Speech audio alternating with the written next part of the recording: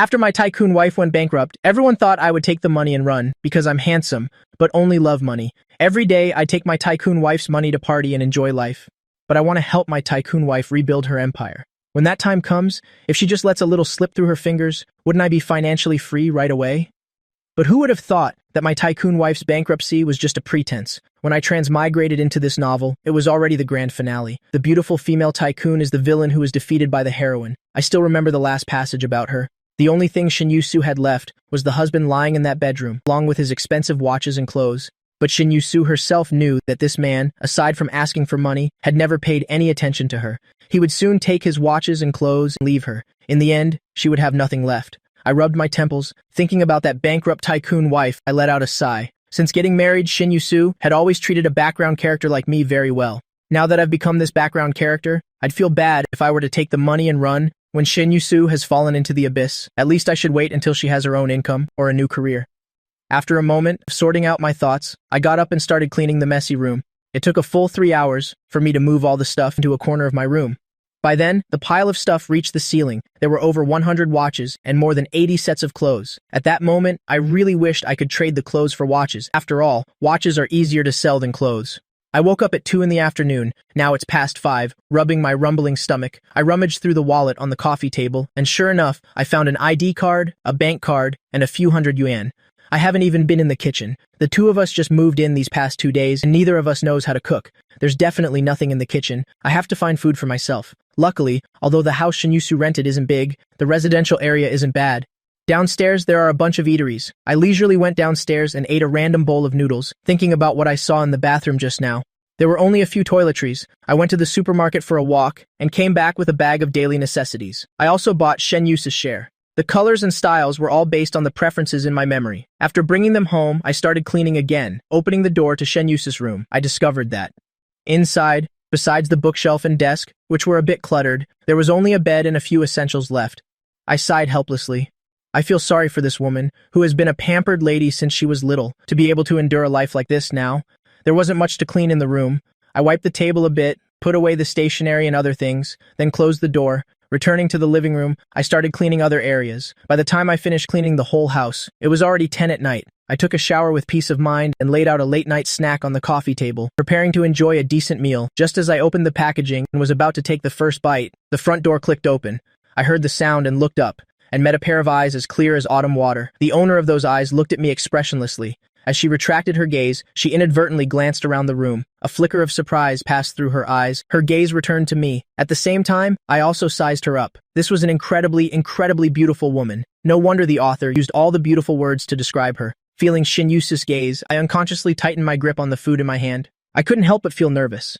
After all, I am an imposter. A person like Shin Yu-soo. Wouldn't she really notice the change in her husband? Her eyes made me feel that nothing could be hidden from her sight. Did you hire someone to clean? Is there enough money? I shook my head unconsciously. No, I cleaned it myself. You cleaned it? Shin Yu-soo was clearly very surprised. I took a deep breath. Looking up, Shin Yu-soo looked at me with astonished eyes, directly staring at me. The two of us looked at each other for a moment. Shin Yu-soo was the first to look away.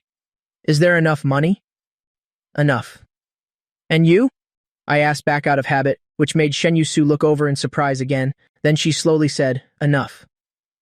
After that sentence, both of us fell silent. Shin Yu-soo looked at the food I was eating on the table and suddenly blurted out an apology. Before I could react, I looked up to where her gaze was directed and quickly shook my head. No, it's nothing. You have nothing to apologize for.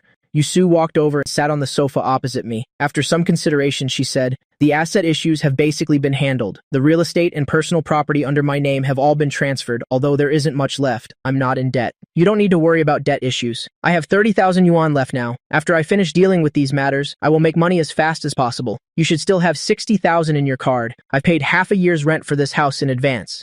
If you want a divorce, I'll give you another 20,000 before you find a place to rent. You can stay here. I know, Shin Yu-soo has done her utmost for this background character. Right now, our total assets are only 90,000. If we divorce, she's even willing to give me all 80,000 and even let me stay here. She definitely wouldn't take the watches and clothes either. Then she'd be left with only one room and 10,000 yuan. Seeing my silence, Shin Yu-soo spoke again. The money I earn in the future, I'll give you a portion of it every month. At least 3,000 a month. Alright? Because I don't know what the future holds right now. I can only promise this much for now. If I get a chance to make a comeback, I'll compensate you.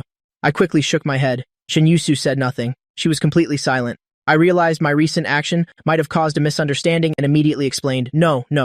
I don't want a divorce. I don't need you to give me money. Don't worry. I still have enough money to spend. I've accepted reality. I'll be more frugal from now on and I'll earn my own money. You don't need to put so much pressure on yourself. A normal family doesn't actually spend that much in a month. You're not divorcing? But didn't you say yesterday? Shin Yu-soo didn't expect me to say that. Only then did I remember. Yesterday, that background character seemed really angry.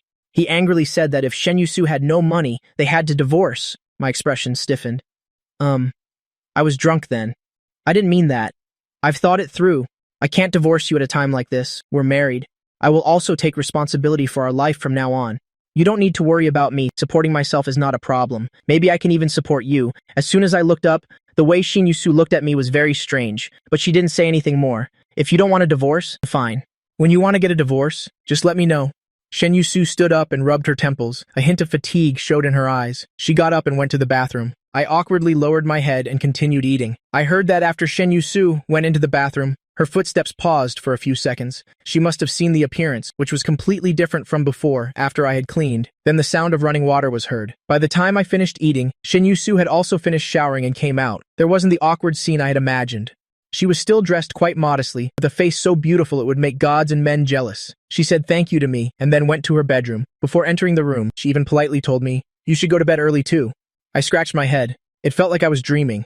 I sorted through my thoughts again and took a shower myself. Then I went back to my room and opened my laptop and registered a personal store on an online secondhand market. Only then did I turn off the computer and go to sleep. The next morning, I woke up at 6:30 a.m. as usual. I got up to prepare the ingredients I bought yesterday. After putting the porridge on to cook, I went downstairs to buy steamed buns and fried dough sticks. When I got back, Shin Yu-soo had just opened her door and come out. She heard the door open, and when she looked up and saw the breakfast in my hands, she couldn't help but rub her eyes, probably thinking she was seeing things. "Good morning." I held up the buns and dough sticks in my hand. "I've bought breakfast and have also made porridge. You should go freshen up." After saying that, I went into the kitchen to check on the porridge, ignoring Shin Yu-soo's surprised gaze from behind me. Because both of us used to stay up late, I was afraid we were both lacking ki and blood, so I specially made red date and red bean porridge. The porridge was almost done now. I scooped out 2 bowls into the porcelain bowls I bought yesterday. Then I placed the buns and dough sticks on a plate and boiled some more eggs and made some side dishes. When Shin Yu-soo came out of the bathroom, she saw the breakfast on the dining table, which could be considered quite rich. This scene was clearly very warm. But Shin Yu-soo didn't feel that way at all. Her husband, she knew him best. They had been married for almost 3 years, and he never had a talent for housework and cooking. The only thing he knew how to do was shop. The pre-marriage investigation documents also didn't say he knew how to do these things. Could it be that he was pretending all along? The probing look in Shin Yu-soo's eyes was too obvious. I brought out the excuse I had prepared last night for, we had a maid at home, so I didn't do anything. Now it's just the 2 of us, and there's no money at home. We can't just eat out all the time. My cooking isn't that great, but it's edible. If you don't mind, you can come home for meals from now on. Then when Grandpa first asked if you knew how to cook, did you lie to him? Shin Yu-soo sat opposite me. After saying this, she took a spoonful of porridge and put it in her mouth. I was stunned, huh? That happened too? I quickly laughed it off. How could my skills compare to the housekeeper's? At that time, I thought that Grandpa ate only the finest delicacies, so I didn't dare to show off my meager skills. This reason was barely acceptable. Shin Yu-soo nodded. Actually, the taste isn't bad. Shin Yu-soo ate the porridge very quickly, but she only ate 1 steamed bun and only 1 fried dough stick. I looked at the way she ate. It was very elegant, and I immediately understood. Asking a woman who has eaten delicately since childhood to eat such snacks was really asking too much of her. After the meal, Shin Yu-soo was about to help carry the dishes to the kitchen. I quickly said it was fine. Let me clean it up. I know how to wash dishes. If you have things to do, just go do them. Shin Yu-soo put down her bowl and chopsticks. The assets haven't been fully dealt with yet. You'll probably be back late tonight. You don't need to worry about me. If you need anything, call me, okay? You go do your thing. When Shin Yu-soo left, I finally felt relaxed. Even though this woman had reigned in her aura, she couldn't erase the noble temperament about her. That oppressive aura was now hidden, now visible. If I hadn't met many people like that before, I'm really not sure I could have handled it now. I also have a lot to do today. Not only do I have to buy more things for the house, I also have to take pictures of those watches and clothes and post them online to sell. With so many things, I estimate that selling them all could fetch over 1 million. Whatever Shin Yu-soo wants to do shall have startup capital. Also, I also need to research the web novels of this world and then consider returning to my old profession. That's right, I am a web novel author. My major in college was interior design. After graduation, I didn't want to make it my main profession, so I decisively started writing. Occasionally, I took on some small drawing jobs for extra money. Sometimes I also helped write various kinds of advertisements. Anyway, there were quite a few ways to make money. I've always lived quite well. After washing the dishes, I took the shopping list and went out. I've never had a hobby of strolling around town. After buying the things, I came back and arranged them properly. Then I went to take pictures of the watches and clothes. I was busy like that until evening. I was exhausted. I had just finished taking pictures of the watches. I heated up the morning bun and nibbled on it. Then I resolutely went to my bedroom to browse web novels. I couldn't handle any more physical activity today. I could only do mental labor. 2 hours later, I clapped my hands happily. I picked up the coffee cup on the table and drank it all in one go. The web novels of this world are a bit behind my original world. The stories I've written before can all be in this world, rewritten in a better way. This is so awesome. Just then, I suddenly heard the door opening outside. After a moment of hesitation, I still jumped off the bed, slipped on my slippers, and ran out. I couldn't help it. This morning, I found that the front door wasn't deadbolted last night. Shinyusu must be used to living in a villa, so she forgot that this type of house needs to be deadbolted manually. Seeing me come out, Shinyusu paused while hanging up her clothes. I greeted her while running to deadbolt the door. "You're back." I just realized this morning that this door wasn't deadbolted last night, for in the villa, there was someone in charge of security. Now there isn't. This type of door needs to be deadbolted at night. Otherwise, a thief can just pry it open. I know. The two of us are basically strangers, so I had to proactively find something to talk about. Have you eaten? I have. Today I bought some more daily necessities. If you need anything, you can tell me. I'll go buy more later. I don't need anything for now. The topic ended. What else could be said? I thought for 3 seconds and decisively chose to leave the scene. Well, if there's nothing else, then I'll go back to my room. If you need anything, just call me. After I closed the door, Shinyusu observed the house. She even walked around the kitchen and bathroom. There were quite a few new things in the house today compared to before. It had a much more lived-in feel. There was even a small potted plant on the windowsill. Shinyusu looked up, the corners of her mouth curved into a meaningful smile. This man actually intends to keep living here. It's like he's become a different person. At that moment, I had no idea what Shinyusu was doing. I was single-mindedly busy cleaning up the computer. This background character was considered hardworking in high school, getting into a key school, but in college, he basically just coasted. His computer skills were even worse. This laptop was incredibly slow. I had to clean out everything inside it, and also see what this background character had done before. After rummaging for a while, I found the photo folder. Inside, there were many subfolders. Most of them were selfies of the background character. A small part were photos of his parents. The last folder name was a jumble of random characters. I clicked to take a look. Oh my god, inside were photos of the background character with a woman. One look at this woman and you could tell she was a socialite type. She looked quite pretty. It's just that her looks weren't my type. She gave off the vibe of a green tea bitch, especially when she smiled. It made people feel she was pure and fragile. Seeing their intimate appearance, my soul was trembling. I hurriedly checked the dates. Luckily, they were all from before the marriage. What a scare. I kept a few that weren't too intimate and quickly deleted the rest. At this moment, I remembered, this woman was the girlfriend of the background character from college, a rich young lady, but they had broken up so long ago, there was absolutely no need to keep these things. It's a good thing Shinyusu didn't mind. Otherwise, if they were discovered, it would be a ticking time bomb. By the time I was almost done tinkering with the computer, it was almost 11 o'clock. I yawned and went straight to bed.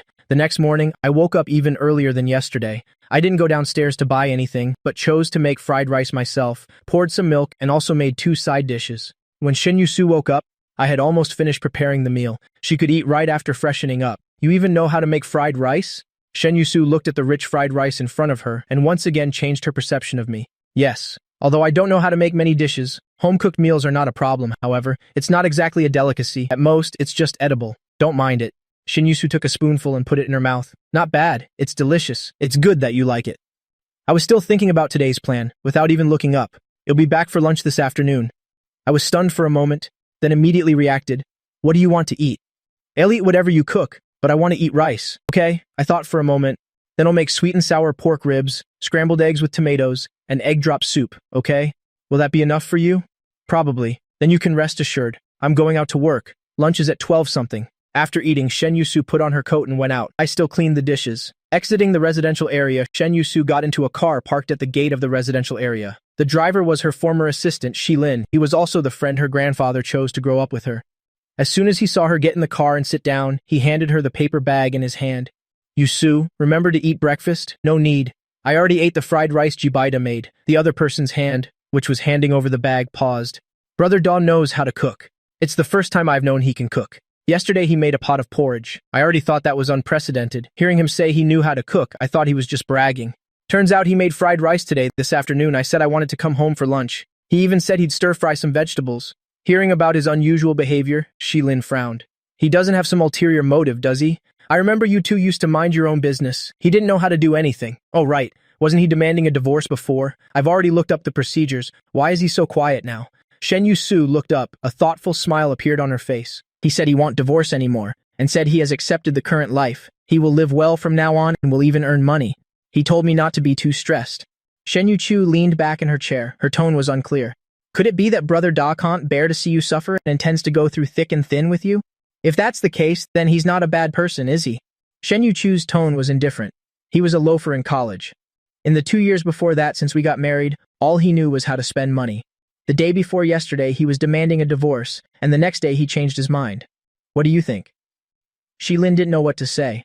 After thinking for a moment, he said, well, they say you only see true feelings in times of adversity. Maybe his conscience is bothering him? People are like that. You don't know their true nature until they face hardship. We've seen quite a few people show their true colors recently. Maybe Brother Da is the type of person who only sees clearly after facing trouble. Perhaps, Shen Yu-chu said dismissively. Let's go, he doesn't affect the big picture anyway. We'll just wait and see. Meanwhile, I spent the whole morning busy taking pictures of clothes. Over 80 outfits, I can't wear them all by myself. Keeping a dozen or so sets to maintain appearances is enough. I'll sell the rest. I can also buy some normal clothes. After more than 2 hours, I had only photographed half of them. I looked at the clock on the living room wall. It was already 10 o'clock. Thinking that I had to go out and buy food, I quickly put the clothes away, hastily threw on a jacket, and went out. Coming out of the supermarket, I walked towards the apartment complex carrying 2 large bags. Just as I crossed the street, I suddenly heard someone call me. I turned my head and saw a very beautiful person, also dressed very elegantly. Looking closer, isn't this the woman from the photo last night? As soon as she saw me, she immediately ran over. Dada, how did you end up like this? I looked down at my clothes, then at the things in my hands. I asked in confusion, is there a problem? Why are you here? I heard that Shen Yu-chu has gone bankrupt, so I came looking for you. Look at you now. You even have to go to the supermarket to buy food. Do you even have to cook for yourself? Leave Shen Yu-chu and come back to me. I thought I heard wrong. What did you say? This woman had a look of deep affection. Leave Shen Yu-chu and come back to me. I can give you a better life now. It breaks my heart to see you suffer. Come back with me. I will definitely let you live very well. If it weren't for the memories of this woman, I would have truly been moved by her affectionate gaze.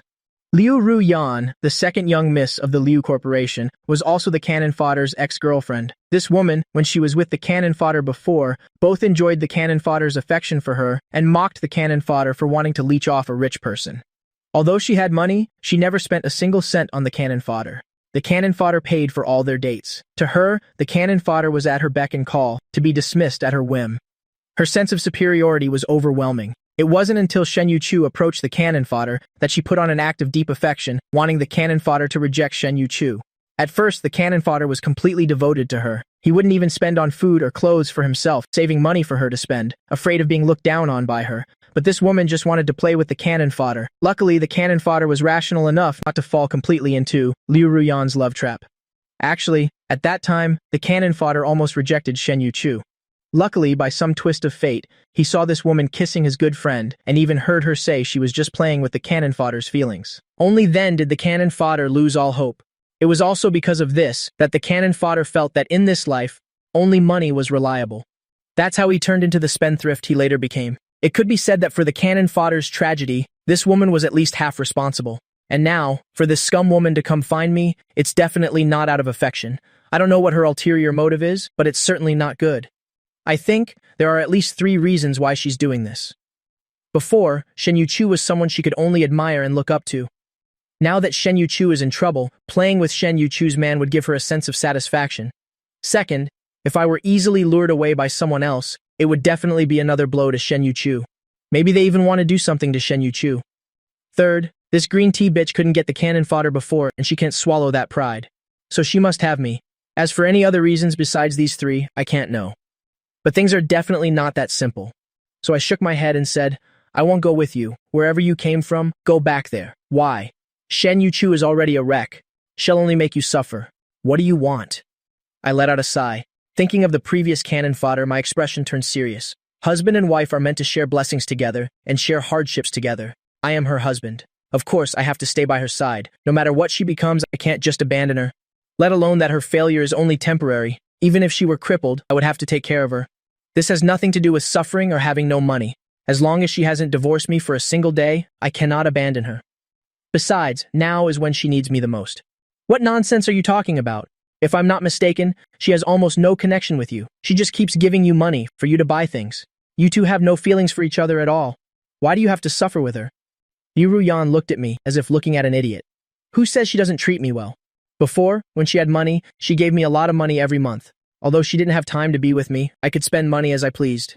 Yes, this money might be nothing to her, but no one's money falls from the sky. If she gives it, it's out of kindness. If she doesn't, it's normal.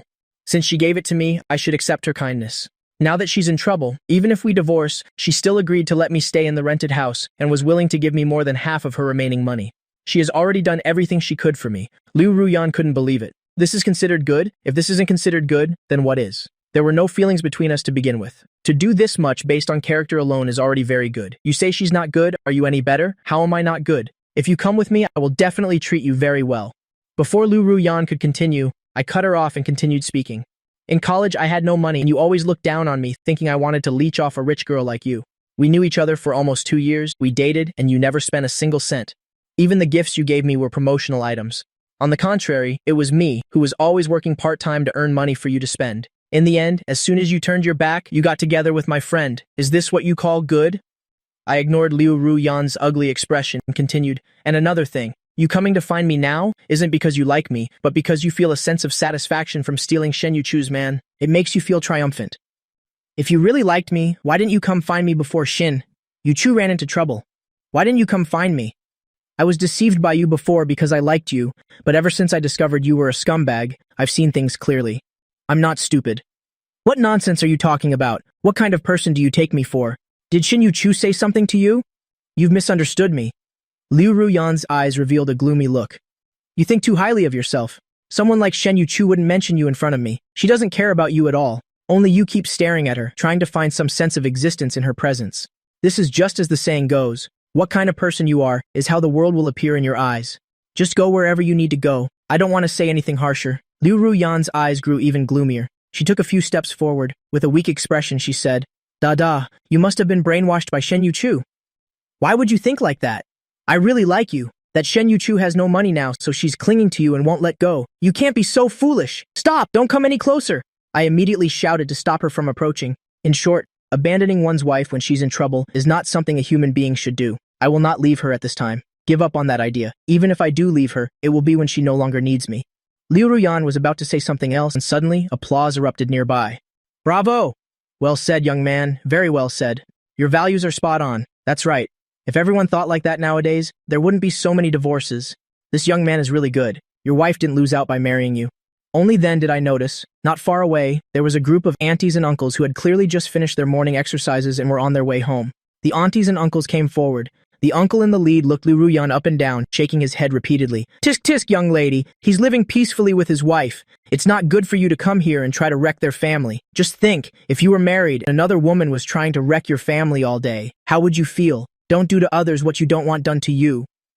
An auntie in a red shirt took a step forward. You're the one who said his wife has no money, so he should divorce her and go with you. So can you guarantee that you won't run out of money one day? At that time, can your husband also leave you for someone with more money?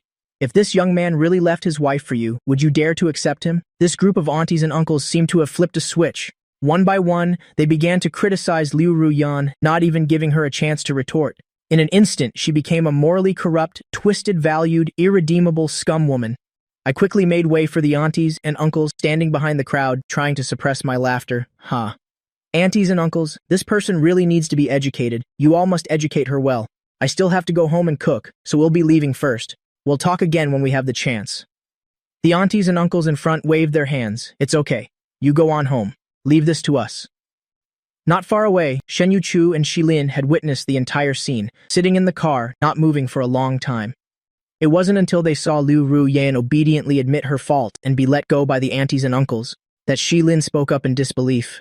So, was that brother Da just now? Why do I feel like he's become a different person? It was also the first time Shen Yuchu had seen her husband like this. She had never paid attention to him before. That brother Da is a very good person, although he only knew how to spend money before. Now that you're technically bankrupt, he refuses to leave you. He'd rather suffer than not be by your side. And it's not even because he loves you, but because of principle.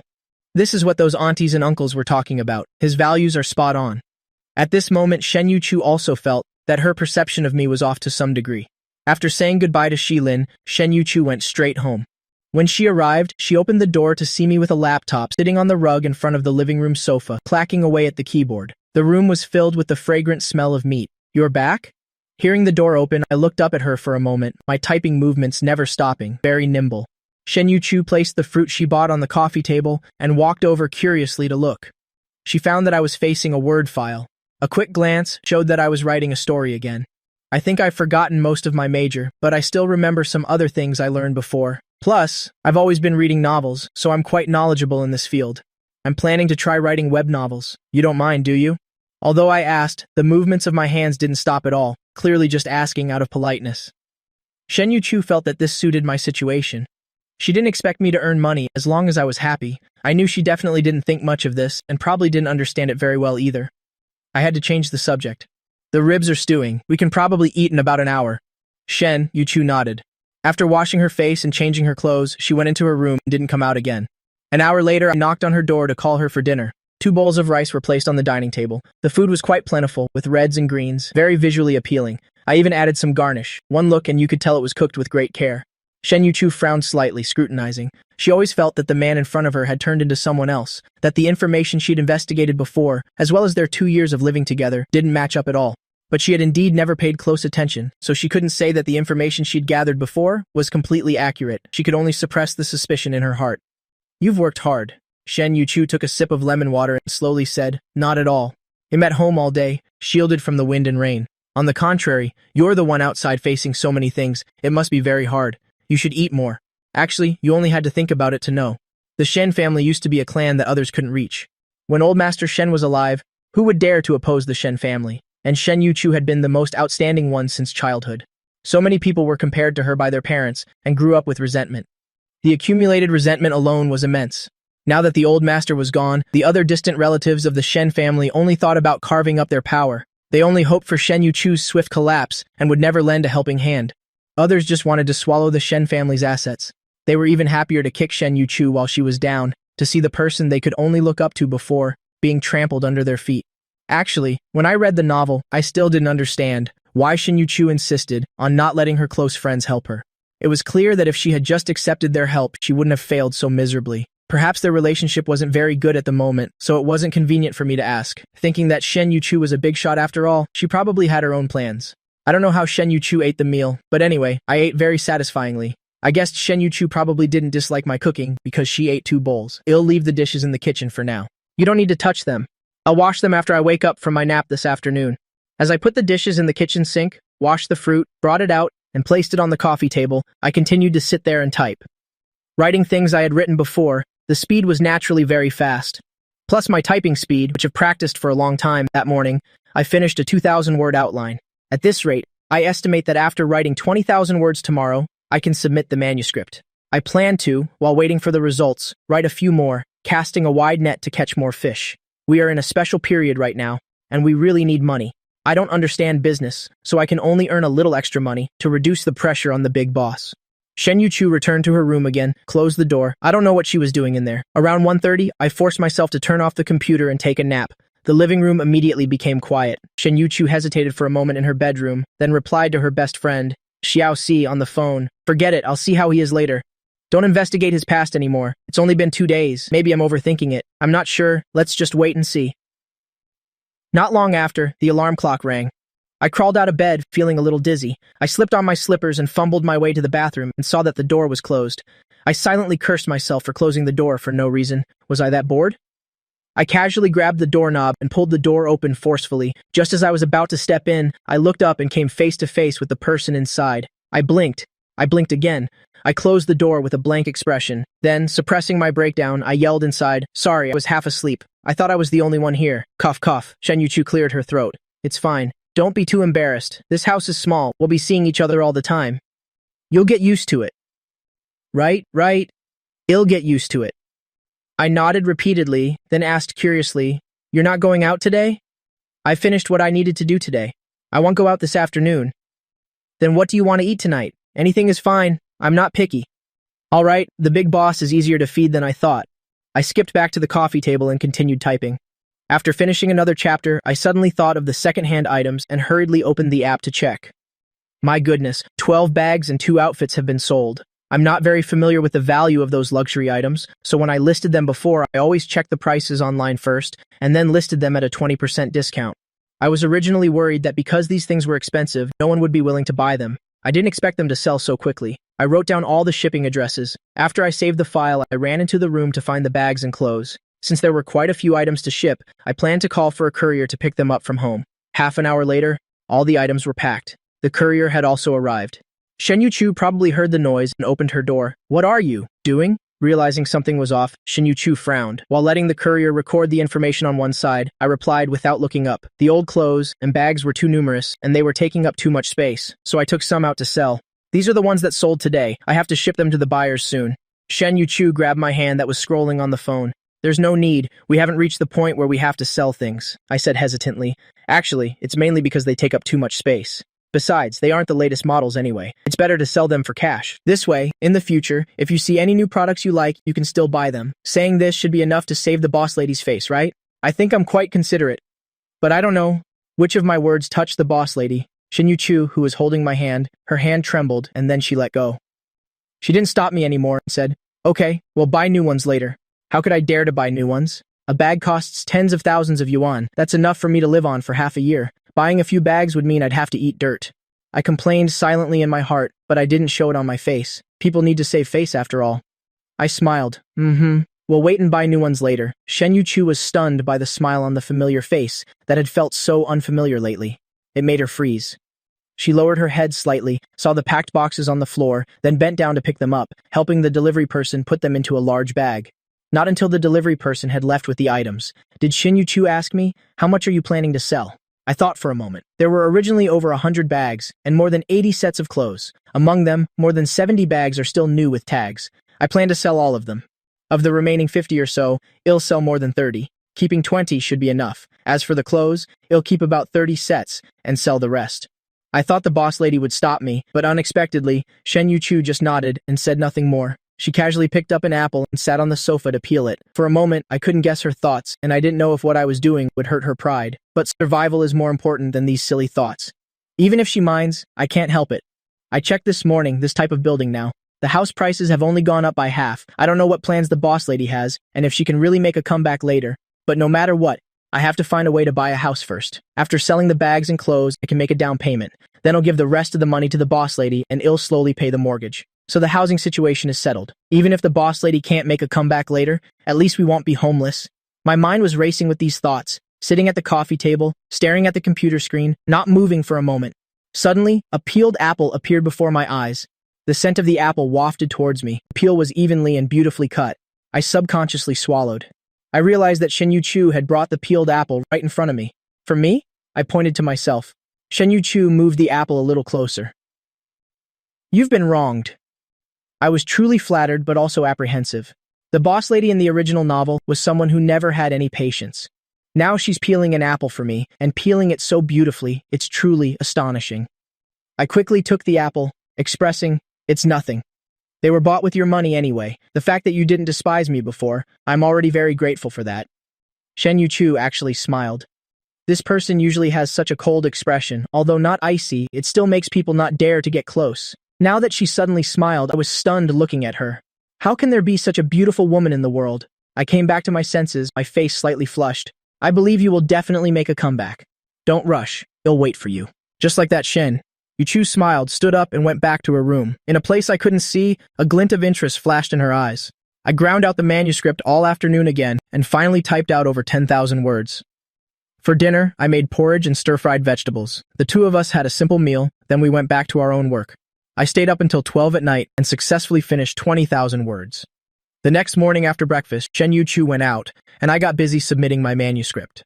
I checked the second-hand website and sold another 8 bags and 1 set of clothes. It felt like a large sum of money was continuously flowing into my wallet, so I was in a great mood. Just as I finished organizing the manuscript to send, I heard a knock on the door. "Who is it?" I got up to open the door. I heard a man's voice outside. "It's me, Chen Zi." "Chen Zi? Who's that?" I tried to remember as I walked to the door, but I couldn't find this person in my memory at all. I opened the door to see there was only this one man outside. He had sharp, handsome features, and as soon as he saw me, he scanned me from head to toe with a scrutinizing gaze, which made me feel very uncomfortable. Aren't you going to invite me in? Chenzi said as he prepared to walk in. I wasn't sure who this person was, so I quickly blocked his way. Who are you looking for? If you're Jibada, then I'm here for you. The other person squeezed past me and entered the house. Miss Shen isn't here this time, is she?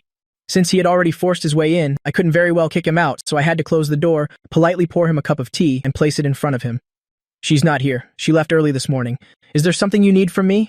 Of course there is. To be honest, although you don't look bad, you have no family background and no ability, Miss Shen really got the short end of the stick marrying you. Initially, it was because old Master Shen wanted to repay a debt of gratitude that he had Miss Shen marry you. But all these years, you haven't helped her at all in her career. You do nothing all day but fool around. Aren't you ashamed of yourself? I interrupted him. May I be so bold as to ask, what are you to Shen Yuchu? Chenzi arrogantly lifted his chin slightly. Miss Shen and I are childhood sweethearts who grew up together. She's very good to me. If it weren't for you, we would have been together long ago. I searched my memory for a long time, but still couldn't find the name Chen Zi. But I've never heard of you. Isn't that obvious? Would Miss Shen mention me in front of you? If it's a childhood sweetheart relationship, then it seems Shen Yuchu really wouldn't mention it in front of a cannon fodder. Firstly, they weren't close, and actually, he wouldn't be nosy either. I nodded. So what is your purpose in coming to find me? Right now is when Miss Shen needs help. How can you continue to be a burden to her? My father has. Agreed. As long as we get married, we'll help Miss Shen rebuild her career. Therefore, you should divorce her. Is this just your own idea? Chenzi glared at me, full of disdain. How could Miss Shen possibly initiate such a disgraceful matter? Of course, she's too embarrassed to say it. This is something you must initiate. You've spent so much of her money, and you haven't helped her at all over the years. She has never made things difficult for you. Now that she's in trouble, you can't help with anything significant, can you? At the very least, you shouldn't be a burden to her. If you initiate the divorce, she can go with the flow, and everyone can save face. Is this Shinyuchu's idea? I just focused on the main point, confirming again, this is my idea. Chenzi lost his patience. Why don't you get it? Miss Shen is not the type of person to do this. What needs to be done now is for us to proactively help her. However, I shook my head. If this is Shinyuchu's idea, I would naturally have no problem with it. But you said this is your idea, so I want to ask, does she love you? Chenzi's action of drinking water froze. That's not important. Besides, she doesn't like you either. I can help her, while you only know how to be a burden to her. I'm 100 times more suitable for her than you are. You're wrong. I shook my head again. Perhaps I don't understand Shen Yuchu's character that well, but I'm sure of one thing, she would absolutely not easily accept your father's help, especially when this help is in exchange for marrying you. I really don't know Shen Yuchu that well, but I believe the villain written about in the original novel is not someone who would be a freeloader. In fact, if it wasn't for her refusal to bow her head, she wouldn't have faced so many difficulties and dangers. A person like that, how could she accept using her own marriage as a bargaining chip to exchange for the revival of her career? At least she wouldn't get married in the short term. As for the marriage between the cannon fodder and Shen Yuchu, it was purely to repay a debt. In the beginning, whether it was for her grandfather or for her reputation, Shen Yuchu chose to accept it. This is different from Chen Zi's situation. You just want to cling to her and not divorce her. Chen Zi reacted as if his tail had been stepped on and immediately flew into a rage. How can you be so selfish? Miss Shen has done everything she could for you.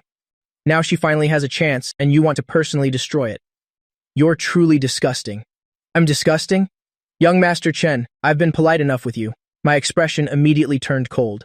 Let's not even talk about you suddenly showing up here today, spouting a bunch of nonsense. People who don't know might think you're trying to break up someone's family. My marriage with Shen Yuchu, since when was it an outsider's turn to interfere? Even if you have good intentions and want to help Shen Yuchu, you still shouldn't have come to me to say these things. You want to help her? Then go and tell her. I can't make decisions for her. I'm not the type to cling on and refuse a divorce either. She's an adult, and moreover, she's the woman who carried the entire Shin group. When she married me, she should have already thought these things through clearly. She's not even bothered. So why are you in such a hurry? If you want to marry her, then go and tell her. As long as you and she come to an agreement, I will definitely divorce her without a second word. You telling me here, I won't agree to it. Shameless bastard. Chen Zi angrily slammed the cup on the table. Chen, Zi was panting with anger. In the end, you just don't want to get a divorce. I nodded. You can just assume that I don't want a divorce. Having received a clear answer, knowing he couldn't achieve his goal today, Chen Zi left in a huff. Before leaving, he didn't forget to turn back and say to me, "You just wait, sooner or later Miss Shen will kick you to the curb." I put the matter out of my mind. I opened the website, noted down the address and style, and went into my room to find the bags that had been sold. After organizing everything, I called the delivery person. The items sold today had to be sent out soon. Calculating the value of these sold items, it came to almost 200,000 plus yuan. Once the buyers receive the items, there will be more money in my bank card. If I sell a few more things later, I can buy a small apartment, make a down payment, and then become a homeowner. Just thinking about this, I suddenly felt full of energy.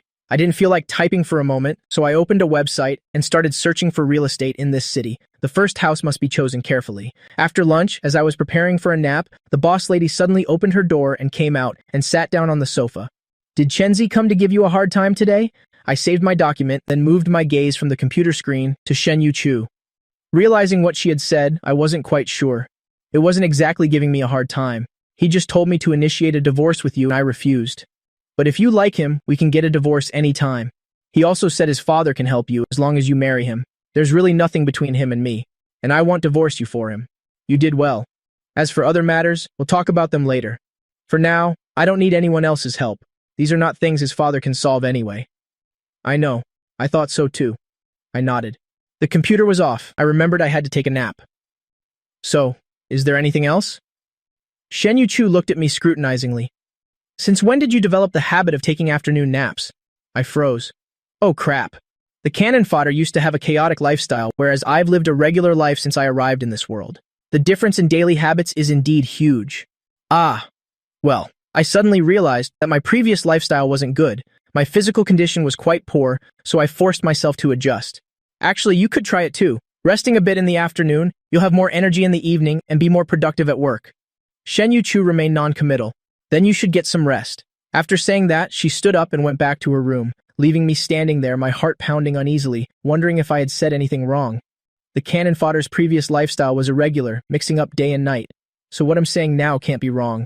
It's just a matter of adjusting my schedule. There's no problem. After facing a major setback, who wouldn't change a little? Shen Yuchu walked into her room, sat back down at her desk with a blank expression, tapped her fingers lightly on the desk, and fell into deep thought. After a while, she still couldn't seem to make up her mind. Instead, she picked up her phone and called someone. In the next few days, buy a dishwasher and have it sent here for me. There are some things that need further observation. Before that, let's just continue with the current situation. After finishing the phone call, Shen Yuchu placed her phone on the desk and her eyes accidentally fell on the bed next to her, and my recent words came to her mind. Taking a nap. Is it really that good? She unconsciously lay down on the bed and felt her whole body relax. Shen Yuchu's lips curved slightly. It seems this feeling isn't too bad. For the past few years, she's always been busy with all sorts of things. It's been a long time since she had a good sleep. Before I knew it, it was 2:30 p.m. I opened the door and came out of my room, stretching my arms out wide. I went into the bathroom and washed my face. Just as I stepped out of the bathroom, I saw the boss lady coming out of her room, her eyes still a little hazy. Paired with her beautiful face, she could mesmerize someone in an instant. I quickly lowered my head. Oh my God, is this what the boss lady looks like when she just wakes up? So incredibly beautiful. To think someone like this is the villain. Thinking this in my heart, I didn't pay attention to my expression and accidentally revealed a little of it. Shen Yuchu saw that internal conflict. That expression seemed to startle Shen Yuchu. She immediately averted her gaze. Do you need to use the bathroom? No, I'm already done. Please, you go ahead. I quickly made way for her. After Shen Yuchu went in, I shrugged and sat down in front of the computer again, preparing to start typing. Just as I opened it up, I saw a friend request. Looking at the note, it was an editor from a literary website. I subconsciously clenched my fists and made a cheering gesture. Without even asking, I knew it must have passed the initial review. If it didn't pass the initial review, the editor would never proactively add me on QQ. Shen Yuchu, who had just woken up, heard the noise outside, finished washing her hands and came out. What's wrong? My novel passed the initial review. After passing the second and final rounds, I can start earning money. I was in a happy mood and blurted it out without thinking. Shen Yuchu looked at me, at my eyes that seemed to be waiting for praise, and her expression softened a little. Really? Then congratulations. Let's be happy together. I grinned brightly, and after speaking, I paid no more attention to Shen Yuchu, lost in my own novel, continuing to bow my head and type, now full of energy. Shen Yuchu turned back to the bathroom, her eyebrows furrowed slightly. She thought that no matter how much a person pretended, they couldn't fake such a pure gaze. In my eyes now, there was no longer the desire, greed, and degenerate obsession of the past. All that negative energy seemed to have vanished. How could a person suddenly change so much that it's like they've become a different person? Unfortunately, no one could give her the answer. She decisively stopped thinking about it, washed her face, and prepared to go out. Before leaving, she glanced at me. I was still engrossed in my novel, a smile playing on my lips, looking very happy. I should still investigate a little. Shen Yuchu decided she didn't want to waste any more time and effort on this issue that should have been resolved long ago. Investigate, and if he's really seen the light and is willing to change, then keeping him around is fine. After all, he is my husband in name, and he hasn't done anything to cross her line. I was completely unaware of Shen Yuchu's decision. I was still celebrating, one work having passed the initial review. As a result, before the celebration for this one was over, another novel on another website also passed its initial review. This is what they call sitting at home, while blessings fall from the sky. Thinking about all the money that would be flying my way in the future, I felt extremely happy. The money earned from selling things I always felt wasn't really mine. It belonged to the boss lady, bought for the cannon fodder in the past. Now that the cannon fodder is gone, it should be considered the boss lady's money. The reason I thought about buying a house in my name later was because I knew the boss lady wouldn't fight me over this. In case something happens to the boss lady again in the future, at least there's still a final place of refuge. I also have no intention of taking that house for myself. I'll use my own money to pay off the loan. At that time, the house will be considered ours. If my royalties increase in the future, I can even save up to buy another one. My future plans were already clearly laid out. I was thinking when the nearby elevator door suddenly opened and Shen Yuchu stepped out from inside. I was a little curious. Why are you back so early? There wasn't much to handle today. Shen Yuchu said, while changing her shoes and hanging up her clothes. Oh right, there's a cocktail party in a few days. We need to attend it together. You should prepare for it. Shen Yuchu took off her coat, hung it on the wall, changed her shoes, and walked in. I immediately tensed up. A cocktail party? If I go at a time like this, will I cause trouble for you? The cocktail parties I've attended before were few. Basically, they were just year-end parties, and half of those were author year-end parties. As a famous author on the website, I never ran into any trouble. I usually didn't have to worry. The website staff would help, arrange everything properly. Suddenly taking on such a difficult challenge, I'm really afraid I can't handle it. It's okay. At this point, there's no one left who can cause trouble for you. Even if there is trouble, I don't care at all, Shen Yuchu said indifferently. After speaking, she calmly picked up the cup on the table and poured herself a glass of water. Hearing these words made me feel a little upset. Before, it was always others who looked up to Shen Yuchu. Now, attending this kind of cocktail party, it probably won't be the same as before. The refusal that was on the tip of my tongue took a turn. In the end, I still nodded in agreement. I expressed that I would prepare well. After all, we are a married couple. We should face this together now. Although I'm not the cannon fodder, I don't spend the big boss's money, but I've taken over the cannon fodder's body, so it's almost the same. 2 days later, Shen Yuchu still left early and came home late as usual, but she ate at home in the morning and evening. I also got into the habit of cooking breakfast and dinner for Shen Yuchu. As for me, I diligently typed and sold things every day. At the same time, I kept looking up how on earth to attend such a cocktail party. The painful thing is, the people who have the power and opportunity to attend those high-end cocktail parties are not crazy enough to write about these things online. So I searched for several days straight, but found nothing at all. I opened my phone to look. There were quite a few phone numbers of the cannon fodder's friends. Surely someone among them would know what a cocktail party is like. But the cannon fodder wasn't close with those people. They were just drinking buddies. Contacting them now, not to mention how awkward an imposter like me would feel, but 9 out of 10, they would just laugh at me. Besides, asking this question would make it too easy to expose myself. If I rummaged through my memories, I'd find that the cannon fodder, apart from right after getting married, had attended a similar cocktail party. He never attended one again after that. How tragic.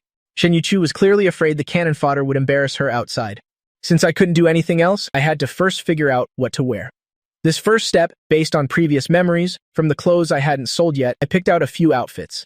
Considering I couldn't really decide for myself, I didn't have a clue in my mind. I kept hesitating. In the end, I had to ask Shen Yuchu for help. So that day, as soon as Shen Yuchu walked in, she discovered that I, who had been holed up writing novels for the past few days, was not sitting stubbornly on the sofa as usual. Instead, as soon as I heard the door open, I looked at her with a burning gaze. My expression was even a bit strange. Being suddenly looked at by me with such a gaze, she really wasn't used to it at all. What's wrong? Why are there so many clothes laid out? I haven't been to a cocktail party in a long time. I have no idea what kind of clothes I should wear now. These are the ones I picked out. I think they're pretty suitable as formal wear. Which one do you think is better? Didn't you used to love picking out your own clothes?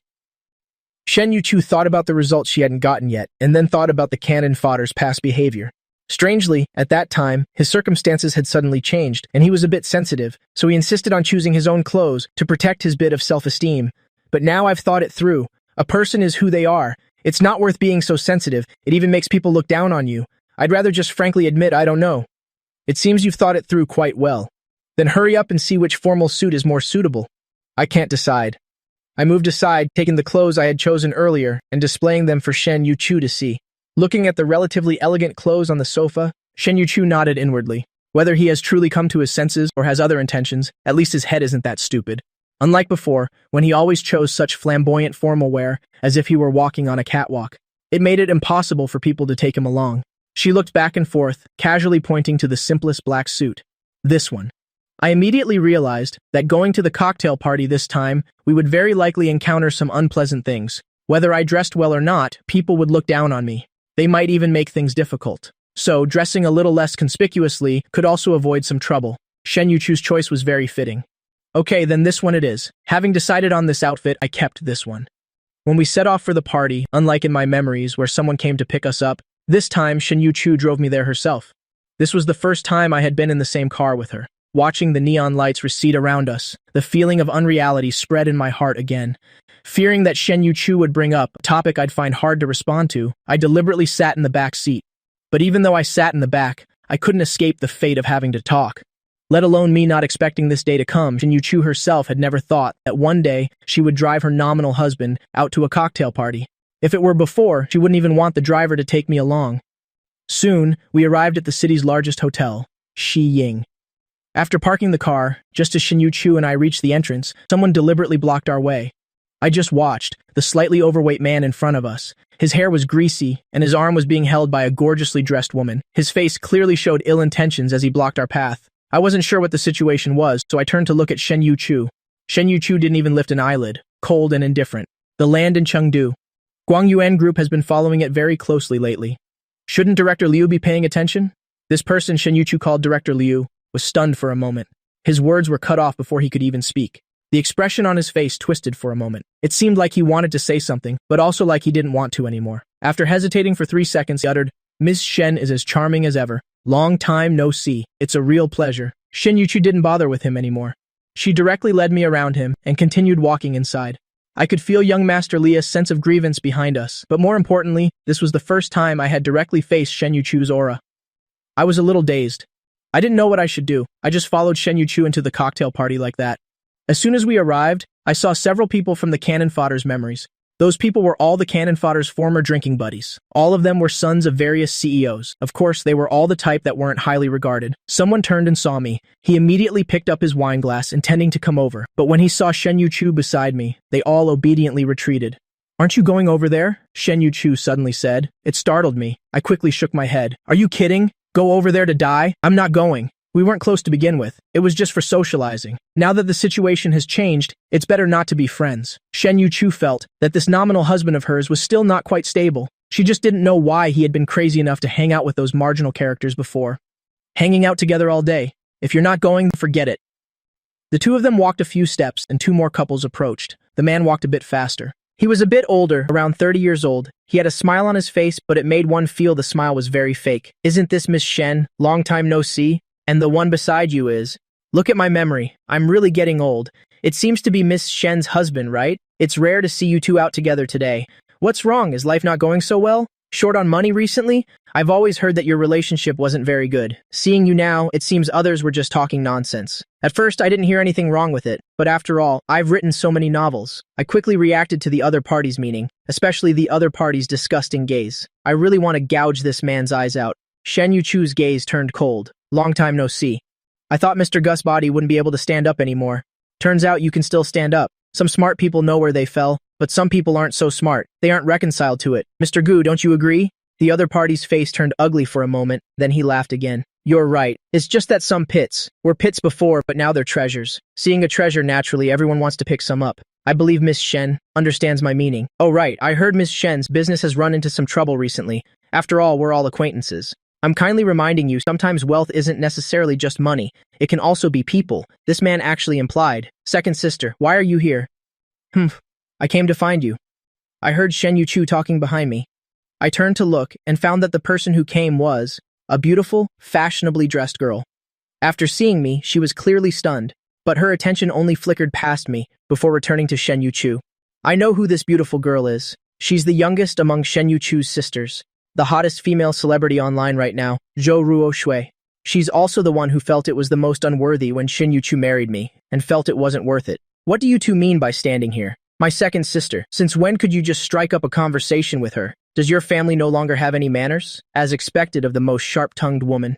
The moment she opened her mouth, the expressions on the two people's faces turned uglier than before. Why are you still standing here and not leaving? Are you waiting for me to invite you? Do you think I'm like my second sister, so easygoing? The two of them didn't say anything. They nodded and immediately turned to leave. Second sister, you're really something. You came, but why did you bring him along? Bringing him along is one thing, but you didn't even tell me. Those two idiots just now actually dared to show off in front of you. You're just too easygoing. It's okay, they're just a few jumping clowns. On the contrary, I don't usually see you in places like this. Why did you come this time? Zhou Ruoshui pouted. Her tone carried a bit of a coquettish complaint. Wasn't I just afraid that if you came, you might run into some blind fools? I had to go through a lot of trouble to get my agent to help me turn down an event. But it's a good thing I came. Otherwise, those two unlucky guys just now, who knows what else they would have said.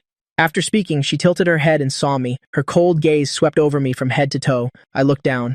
No problem. Very normal. I touched my hair. It wasn't messy either, so I looked back curiously. After Zhou Ruoshui finished sizing me up, she glared at me with a look of disgust. Considering you knew how to protect second sister today, I won't say anything more to you. But with my second sister's current situation, you have no chance of getting money from my second sister, so there's no need to pretend anymore. Just leave if you should. I smiled a little awkwardly. If it were someone else, I could have retorted a few sentences. But this person is the big boss's sister. Don't talk nonsense. We haven't divorced yet. Shen Yuchu spoke up to stop her, but she didn't say anything else. She just said, let's go. Let's go over there and sit for a while. Zhou Ruoshui rolled her eyes. All right, I'll go with you sisters. Now that Zhou Ruoshui had arrived, the thing that Shen Yuchu originally intended to do had to be temporarily set aside. This group of her sisters. Zhou Ruoshui was the youngest. She was also the most simple-minded. Compared to the foresight of the others, also because she was the youngest, the sisters often doted on her. She dared to show any emotion directly on her face. This frankness, combined with her strong background, made it so that ordinary people didn't dare to provoke her. Here, the people who dared to provoke Shen Yuchu, in fact, were just those few blind idiots from before. Other people, no matter how stupid, knew that Shen Yuchu was not a simple person. Even if she had fallen from power temporarily, it's not certain she couldn't rise again in the future. It really wasn't worth causing trouble when someone had just fallen and run over to show off their existence. As the saying goes, a broken ship still has 3,000 nails, let alone someone who has held power in the Shen family for several years and could suppress the entire Shen family to the point they couldn't move. How could Shen Yuchu be so easy to bully? Because Zhou Ruoshui was sitting beside them, no one else came near. Among these people, anyone with any status knew that Zhou Ruoshui was not to be messed with. She was someone who didn't care about anything once she got angry. I originally thought that coming this time, I would have to face many awkward situations. As a result, I hadn't been sitting for long before Shen Yuchu decided to leave. Zhou Ruoshui tried to get Shen Yuchu to go do something with her, but Shen Yuchu refused. From beginning to end, besides the three people we met at the beginning, the other people seemed to only, when they happened to see Shen Yuchu, say hello, and that was it. What on earth did Shen Yuchu come to this cocktail party for? I couldn't figure it out. Sitting in the car, I recalled the cannon fodders, memory of hating it the most when Shen Yuchu attended cocktail parties. There was always a crowd of people trying to surround her. Compared to now, besides Zhou Ruoshui, there was no one. I looked at Shen Yuchu driving in front of me. I always felt her silhouette looked a bit lonely. After hesitating for a full 3 minutes, I finally mustered the courage to speak. Did you achieve your goal for attending the cocktail party today? Shen Yuchu, suddenly hearing this sentence, thought of how I stood protectively in front of her. Her voice was low. You could say I achieved it. She clearly didn't do anything. Yet she said her goal was achieved. I really don't understand the workings of these big shots. Maybe she wanted to prove to those people that she hasn't fallen that far now. She can't be that boring, can she? After all, she's someone who has lived in luxury since childhood, receiving the most elite education. Now that she's unhappy, I tried to bring up some happy topics. Didn't I sell all those bags and clothes before? Now we have a small sum of money. If we live like we do now in the future, the living expenses aren't actually that high. I was thinking, if the assets have been liquidated and we have no debt, then how about we buy a small house? We can make a down payment. Later, you'll use my royalties. We can keep the rest of the money for 6 months of living expenses as a reserve. The rest, if you want to do business or something, just take it and use it. Shen Yuchu was stunned. No matter what, she never expected me to say such words. Through the rearview mirror, she saw my expectant face. There wasn't a hint of reluctance. No rush. Shen Yuchu continued to press the accelerator. How can we not be in a rush? House prices are different every day now. If we don't buy quickly, the later we wait, the more we'll lose for sure. Renting a house isn't a long-term solution. If you're hesitant or don't feel secure, we can put the house in your name. Once we have a house, at least we can ensure we won't be homeless in the future. This matter is too important. This was the first time I had shown such obvious impatience. Shen Yuchu was silent for a moment. Okay.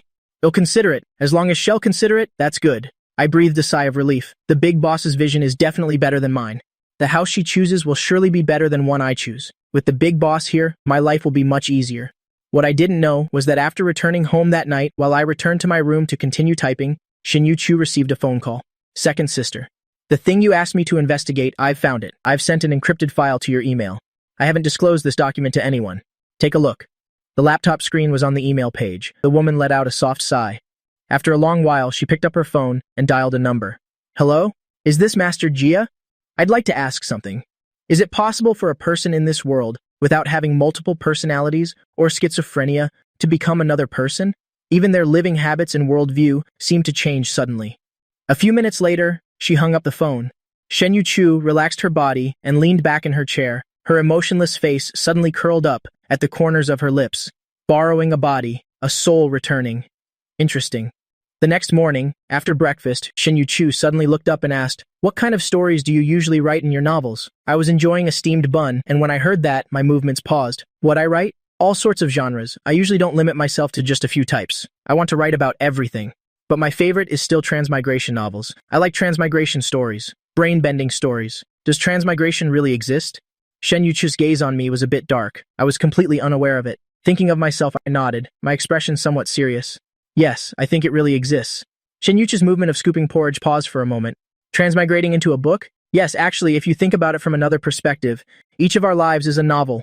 Everyone is the main character of their own story. I've had similar thoughts before. Unfortunately, my transmigration proved that I'm just a cannon fodder in someone else's story. Thinking of this, I added another sentence. Of course, in someone else's story, we might just be a nameless passerby, or even cannon fodder. Then what do you think you might have been in your past life if you were to transmigrate? Shinyu Chu continued to ask. I tilted my head slightly, inadvertently thinking of my past life. Probably a pretty happy person. My parents loved each other. I was an only child. I could do whatever I wanted. In the end, if I transmigrated, it would probably be because I was stabbed to death by a bad guy while saving someone. An extremely unlucky death.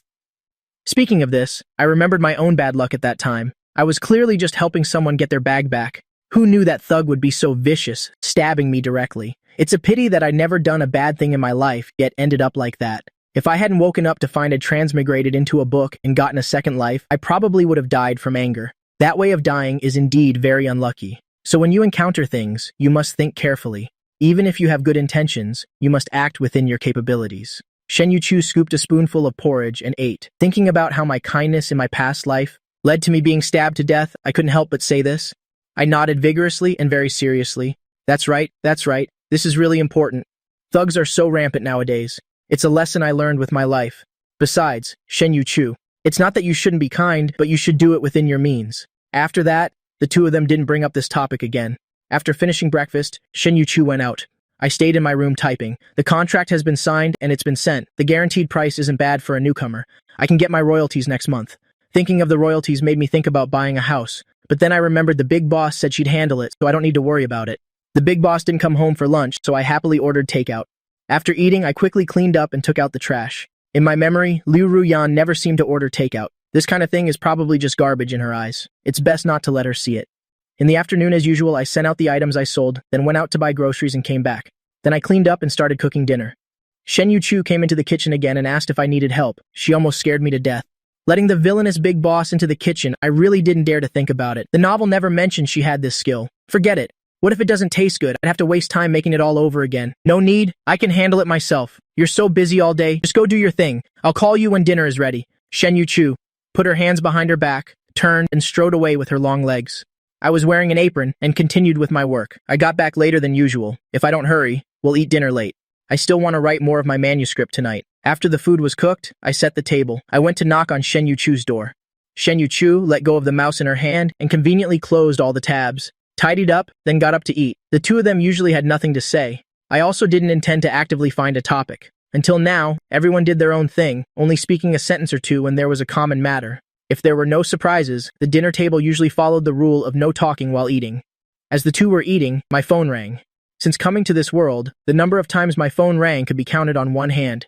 The cannon fodder character's close relatives had passed away. As for the distant relatives, after learning that Shinyu Chu went bankrupt, they were afraid the cannon fodder would ask for money. Not only did they not contact him, they even blocked the cannon fodder's number. Most of his previous friends were fair weather friends, so it's fine not to mention them. I picked up my phone to look. It was an unknown number. Hello, hi. Long time no see. I was traveling abroad before. I just got back. How about it? Want to hang out tomorrow? The voice on the other end was very cheerful. As soon as I heard it, I recognized who it was. The most prominent one among the bad friends could also be considered the ringleader in disguise. The second young master of the Wen family, this kid Wen Sheng is usually very good at dealing with people. He's also good at pretending. He usually acts like the cannon fodder is his brother, but unfortunately, the things he leads the cannon fodder to do, none of them are reliable. He even laughs at him behind his back. Cannon fodder don't need to hang out. We were never on the same path. Young Master Wen just wants to see me make a fool of myself. Unfortunately, my mind is clear, and I don't like being a joke for others to watch. With that time, you should save it and worry about yourself. The second young master of the Wen family loves to party and cause trouble, which leads to no one wanting him on blind dates. If it's something everyone tacitly understands, and the other party wants to see me make a fool of myself, I naturally won't be polite either. You'll poke where it hurts. When Sheng on the other end of the line's face fell for a moment, but he quickly switched to a laughing tone. His voice was quite gentle. Bada, you misunderstood me. How could I possibly want to see you make a fool of yourself? I know you've suddenly had a mishap and are in a bad mood, but I'm absolutely on your side, thinking of you. Calling you out is also to comfort you. Don't misunderstand my good intentions. Good intentions, huh? That's great. Since you have such good intentions, then what I need most right now is quiet. I just want to be alone, so please don't come and bother me anymore. But as soon as I looked up, I saw Shen Yuchu mouthing something to me. Agree to it. I was stunned for a moment and couldn't react in time. Why would Shen Yuchu want me to meet Wen Sheng? Wen Sheng's voice continued on the other end of the line. Bada, don't be hostile to everyone just because you've had a mishap. Not everyone wants to kick you when you're down or see you make a fool of yourself. Even if I can't do anything, I can still talk to you to make you feel a little better. Alright, since you put it that way, I'll go see you then. I received Shen Yuchu's signals, so I had to agree. The person on the other end was very happy. The two talked for a few more sentences before hanging up. Why did you want me to go see him? I already know he's not a good person. He led me to do a lot of wrong things in the past. Besides, I don't need his comfort. I asked Shen Yuchu as soon as I hung up. Putting down her chopsticks, young Master Wen is someone who never acts without a benefit. He sought you out before because he wanted to get information about my movements from you. Now, in a situation where you no longer have any value to be exploited, he still comes to find you. It must be that he has discovered something about you that can be exploited. If you don't go, he will find another way. I understood immediately. The implication is that if you can avoid it sooner or later, it's better to be decisive from the start and give the other party a chance to approach you.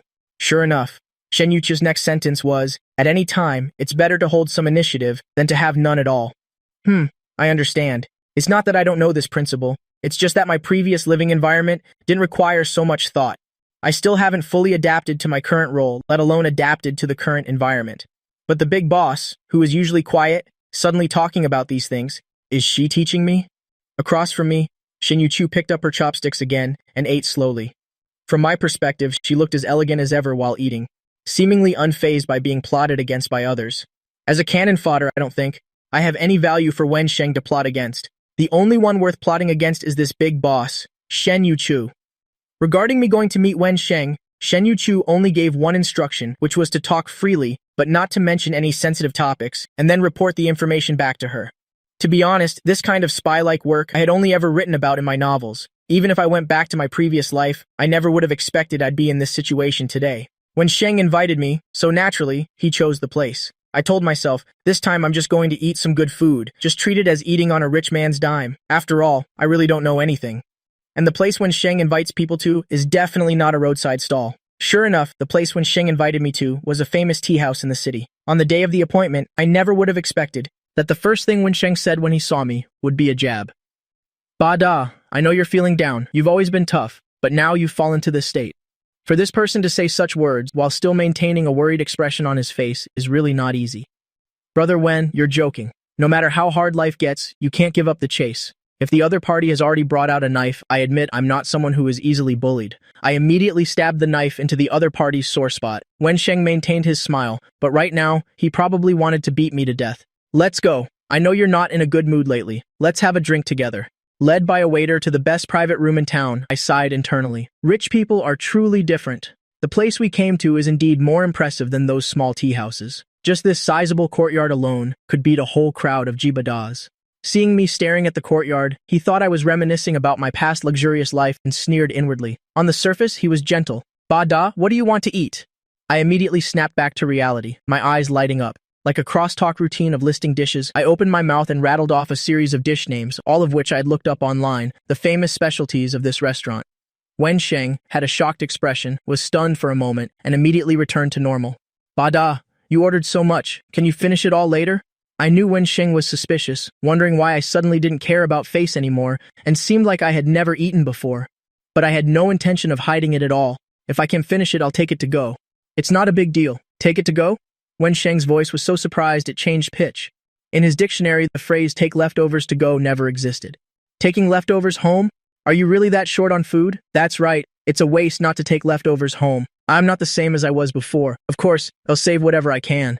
Wen Sheng opened his mouth and found that he couldn't refute it. His glib mouth, always good at deceiving, opened and then closed again. You're right. I changed the subject. We've known each other for so long and have such a good relationship. Now that I'm in trouble and have become poor, aren't you going to help me? Wen Sheng never would have expected that I, who had always cared most about face, would say something like that. I put on an extremely troubled expression, looking very pitiful. Brother Wen, you don't know how miserable my life is now. I even have to lick the lid when I drink a cup of yogurt. I don't dare to buy anything. Every day I have to look at my family's cold face, and I don't even dare to mention money. Seeing Wen Sheng's expression change slightly, I decisively stood up and sat down next to Wen Sheng, grabbing him tightly, not giving him a chance to escape. Brother Wen, you're the only one who's good to me. You're still willing to come see me. You're the only person I can ask for help. You're usually so rich. Giving out 200,000 or 300,000 is nothing to you. For this old friend of mine, you can't be so stingy. You'll help me, right? We're good brothers after all. I deliberately emphasized the 3 words, good brothers. Bada, what nonsense are you talking about? What's our relationship? How could I watch you suffer and do nothing? Didn't I come looking for you as soon as I got back to the country? Wen Sheng grabbed my hand back as if sympathizing with my pain. You know me, I've always been kind. I even feel bad seeing strangers suffer, let alone you. Don't worry. Although I don't have much money on hand, I still have 100,000 or 80,000. I'll transfer it to you later. Just take it for now. Absolutely don't be polite with me, okay? I'll take whatever I can get. I don't mind. I just want to annoy this Wen Sheng. I can really make him bleed a little, even if it's not much. Wen Sheng wanted to bring up something else. Miss Shen is bankrupt. What are you two going to do? I acted nonchalant while eating. How would I know about those things? You know me, my major in college had nothing to do with business. Even if she told me everything, I wouldn't understand. Anyway, as long as I have food to eat now, it's fine. She's always a busy person. I was originally planning to divorce, but then I heard her say she has no debts, so I'm just getting by for now. I heard Liu Ruyan came to find you after that. That's right, but she's no good either. No matter how useless I am, I can't lose face in front of her, right? So I pretended not to leave Shen Yuchu's side, to piss her off. But maybe after losing you, she realized the one she truly loves is you.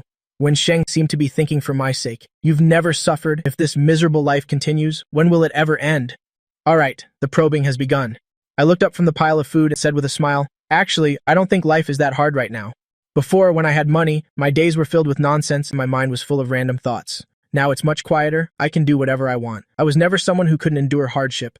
Didn't I live like this before college? So this is pretty good. I have nothing to be dissatisfied about. It's just that I'll have to think of a way to earn money later. I have to go out and find a job. You're planning to? Go out and work? How can that be? You haven't worked since graduation, have you? What can you do with no experience? Good jobs aren't easy to find. Only jobs that don't require technical skills. Can you handle them? I looked at him strangely. What's so difficult about it? After all, I'm a proper graduate of a prestigious university. Although I've never worked before, I can learn. I have all the basic qualities, for example, English or professional skills. I'm fine with all of them.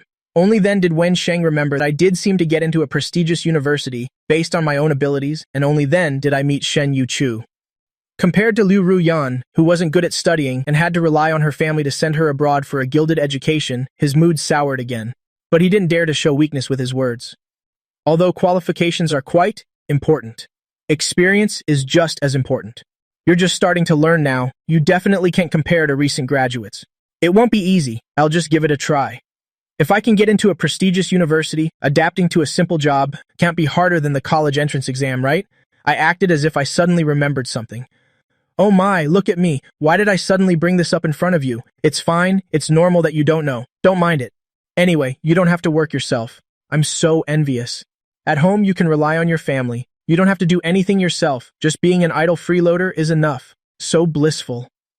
The two went back and forth, both understanding the subtext, but both maintained a polite facade, occasionally taking jabs at each other. The difference was that the places he poked at me were all places that didn't hurt or itch, while the places I poked at were all his sore spots.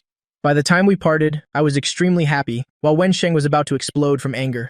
Before we finished, I didn't forget to remind Wen Sheng to give me the money. Wen Sheng, thinking about inviting me out again next time, to show off and probe for information, nodded to show he understood.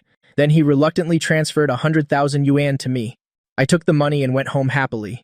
When I got back, Shen Yuchu was sitting on the sofa looking at her computer. Even if this person did nothing, just sitting there looking at a computer screen, a picture of her could be used as a wallpaper. Wearing lounge clothes at this moment, she exuded a sense of casualness within her nobility, making her look even more beautiful.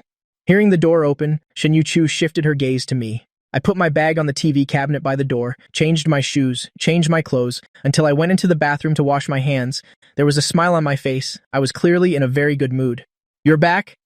Seeing that I didn't speak, Shen Yuchu took the initiative to ask first. I was already drying my hands. After drying them, I popped out of the bathroom with a whoosh. The smile on my face was so bright it was dazzling. Waving the phone that never left my hand, my tone couldn't hide my smugness. "I went out today and earned 100,000 yuan. Aren't I amazing? Earned 100,000. Shen Yuchu's typing movement stopped. "The guy named Wen gave it to you?" "That's right. He started showing off as soon as he arrived and tried to get information from me." I retorted with sarcasm. Then I deliberately complained about being poor, flattered him, put him in a spot where he couldn't back down, and hinted that if he didn't give me something, I would go to our other acquaintances and say that he wasn't kind. To protect his image, he had to bleed a little. As I spoke, my face still wore a smug expression, as if I had just gained some advantage. Shen Yuchu suddenly thought the cannon fodder used to spend money all day on pleasures, while the person in front of her was so happy over 100,000 yuan. A strange feeling arose in her heart. It would be a waste not to take his money. Getting money from Wen Sheng is really not easy. I happily opened my phone and said to Shen Yuchu, "Come on, open your Alipay, I'll transfer it to you." Shen Yuchu seemed to find this quite novel. "Is there something you need me to do?" My face showed a hint of confusion. Thinking back, it didn't seem like there was anything recently. "No, we're not lacking anything at home recently." That wasn't what Shen Yuchu meant. But looking at my expression, it was clear we weren't on the same page. This was probably due to our different statuses, different upbringings, creating different ways of thinking. She didn't expose it. She actually took out her phone and opened Alipay, holding it out in front of me. I very naturally transferred the money I had just received, which wasn't even warm yet, to her account, as if giving this money to her was a matter of course. "You earned this money? Don't you feel bad giving it to me?" Shen Yuchu's long, slender fingers brushed across the spacebar, asking another question. Not realizing her thoughts, I naturally replied, "It was your money to begin with." After saying that, I even patted my chest. "I can earn royalties now. With me here, I won't let you go without food. We may not be able to eat delicacies, but we'll have enough pickles." "How delicious," Shen Yuchu said, looking a little amused. "No need to be polite. After all, you treated me very well before." I waved my hand. "Oh, right. I also packed some food to go. It's all untouched. Do you want to have some?" Although Shen Yuchu grew up in wealth, she is definitely not someone who likes to be ostentatious and wasteful, except for when she has to be generous for business matters. At home, she eats normally. 3 meals a day. It's just that the cook is quite skilled. She's not a stranger to eating takeout from her school days. Alright then, I didn't expect she would actually eat it. I thought the big boss wouldn't eat this kind of stuff. Shen Yuchu casually picked up a piece and put it in her mouth. Choo-choo. After swallowing, she gave her comment. "This dish tastes better when it's hot. So, what do you want to eat tonight?" Make. Anything is fine. I have something to do. I have to go out later. I'll be back a little late tonight," Shen Yuchu said as she stood up. So the big boss was waiting for me all this time? I quickly stood up as well. Suddenly, I felt even more ashamed. Even though we don't have the feelings of a married couple, we can still be considered roommates and friends. I've been too inconsiderate of the big boss. "Okay, you can go to work without worry. I'll wait for you to come back for dinner tonight." Shen Yuchu glanced at me. She originally wanted to say there was no need to wait. She looked at my expression. The words didn't leave her mouth. "If you want to wait, then go ahead and wait." After Shen Yuchu left, I thought for a moment. I cleaned the house, then I went out to buy groceries. Meanwhile, in a private room on the 6th floor of the Shuyi Club, 3 women were sitting at a table in the center. Each had a set of cards. They were engrossed in their game. Suddenly, one of the beautiful women's phone rang. She threw down the good cards in her hand. She took her phone out of her bag. Without even looking at it, she answered the call directly. "Hello?" A clear girl's voice came from the other end of the line. "Are you guys playing?" Wu Wanqing immediately waved her hand. She signaled for the entire room to be quiet. Some man next to her, it's unclear who he was, heard that call. "Second sister?" he exclaimed in surprise. "Miss Shen?" Wu Wanqing turned her head to look at the man who had just made the sound. Her gaze was a bit cold. The man met her gaze. For some reason, he shivered. "Okay, I got it. Second sister, don't worry. Third sister and Xiao Wu are both here with me. It's fine if you don't come over. We know you're busy. If you need anything, just call us." Wu Wanqing held the phone, occasionally responding with a word. Beside her, Tianruo Wen and Lin Chen Shi both had a subtle look of concern in their eyes. After she hung up the phone, second sister said she's not coming over tonight. It seems she has something to do. Tianruo Wen pouted. "I had such a hard time coming back. Second sister didn't even mention coming to see me. It seemed like she was complaining, but in reality her words held a hint of worry. Suddenly, she turned her head to look at the man who had spoken earlier. What is it? Did you need something from my second sister just now? Actually, she didn't even need to ask to know. The other person, 9 times out of 10, had heard that Shen Yuchu had met with misfortune, and was so surprised to hear Shen Yuchu on the other end of the line that he cried out. But the annoyance in Tianruo Wen's words was obvious. The man quickly shook his head. No, people like us. How could we have the chance to bother Miss Shen? I've just admired her reputation for a long time. I was just a little surprised to suddenly hear her, Tianruo Wen said coldly. I hope so. On this side, Shen Yuchu hung up the phone. Her brows furrowed slightly. She thought of Tianruo Wen, who had just returned to the country, and secretly shook her head. She originally thought there wasn't much to do today. She could finish early, meet them for a bit, and then go home. Who would have thought some things would suddenly come up, which led to her only finishing after 7 o'clock. Meeting her sisters wasn't urgent. After all, she was safe. She didn't run into any trouble after returning to the country. Third sister and fourth sister were there looking after her. There wouldn't be any problems. On the other hand, over here. I'm afraid he's been waiting for a while. I had indeed been waiting for a while. Although Shen Yuchu said she would be late, she didn't give a specific time. Usually, we eat dinner around 6 something. Occasionally, it would be delayed until 7. I was afraid that Shen Yuchu's a little late meant just a little later than usual, so I had to finish cooking by 7 and then wait. Around 8 o'clock. The sound of the door opening was heard. I looked up from the document file. Outside the door, Shen Yuchu had walked in. I conveniently saved the document. You're back? The food is still hot. Are you hungry? Shen Yuchu took off her coat and hung it on the wall. She noticed that the food was already set on the dining room table, but it was all carefully covered. You waited until now. You must be hungry, right? I'll just wash my hands and be ready. I shook my head. I'm fine, not too hungry. I couldn't help but eat an apple in the afternoon. Shen Yuchu's hand-washing movements paused. She silently shook her head. Her voice came from the bathroom. Apples don't have many calories. It won't fill you up. Don't let yourself get sick from hunger. I'm not sure if I can come back regularly. From now on, I'll let you know if I'm not coming back. You should just eat when it's mealtime. You don't have to wait for me anymore. I also feel that someone like Shen Yuchu wouldn't be like others with fixed jobs, coming home to eat at the same time every day. If she doesn't come back, I can be a little more relaxed. Feeling guilty, I cooked a very lavish dinner. It was a feat for me to even steam mantou by hand.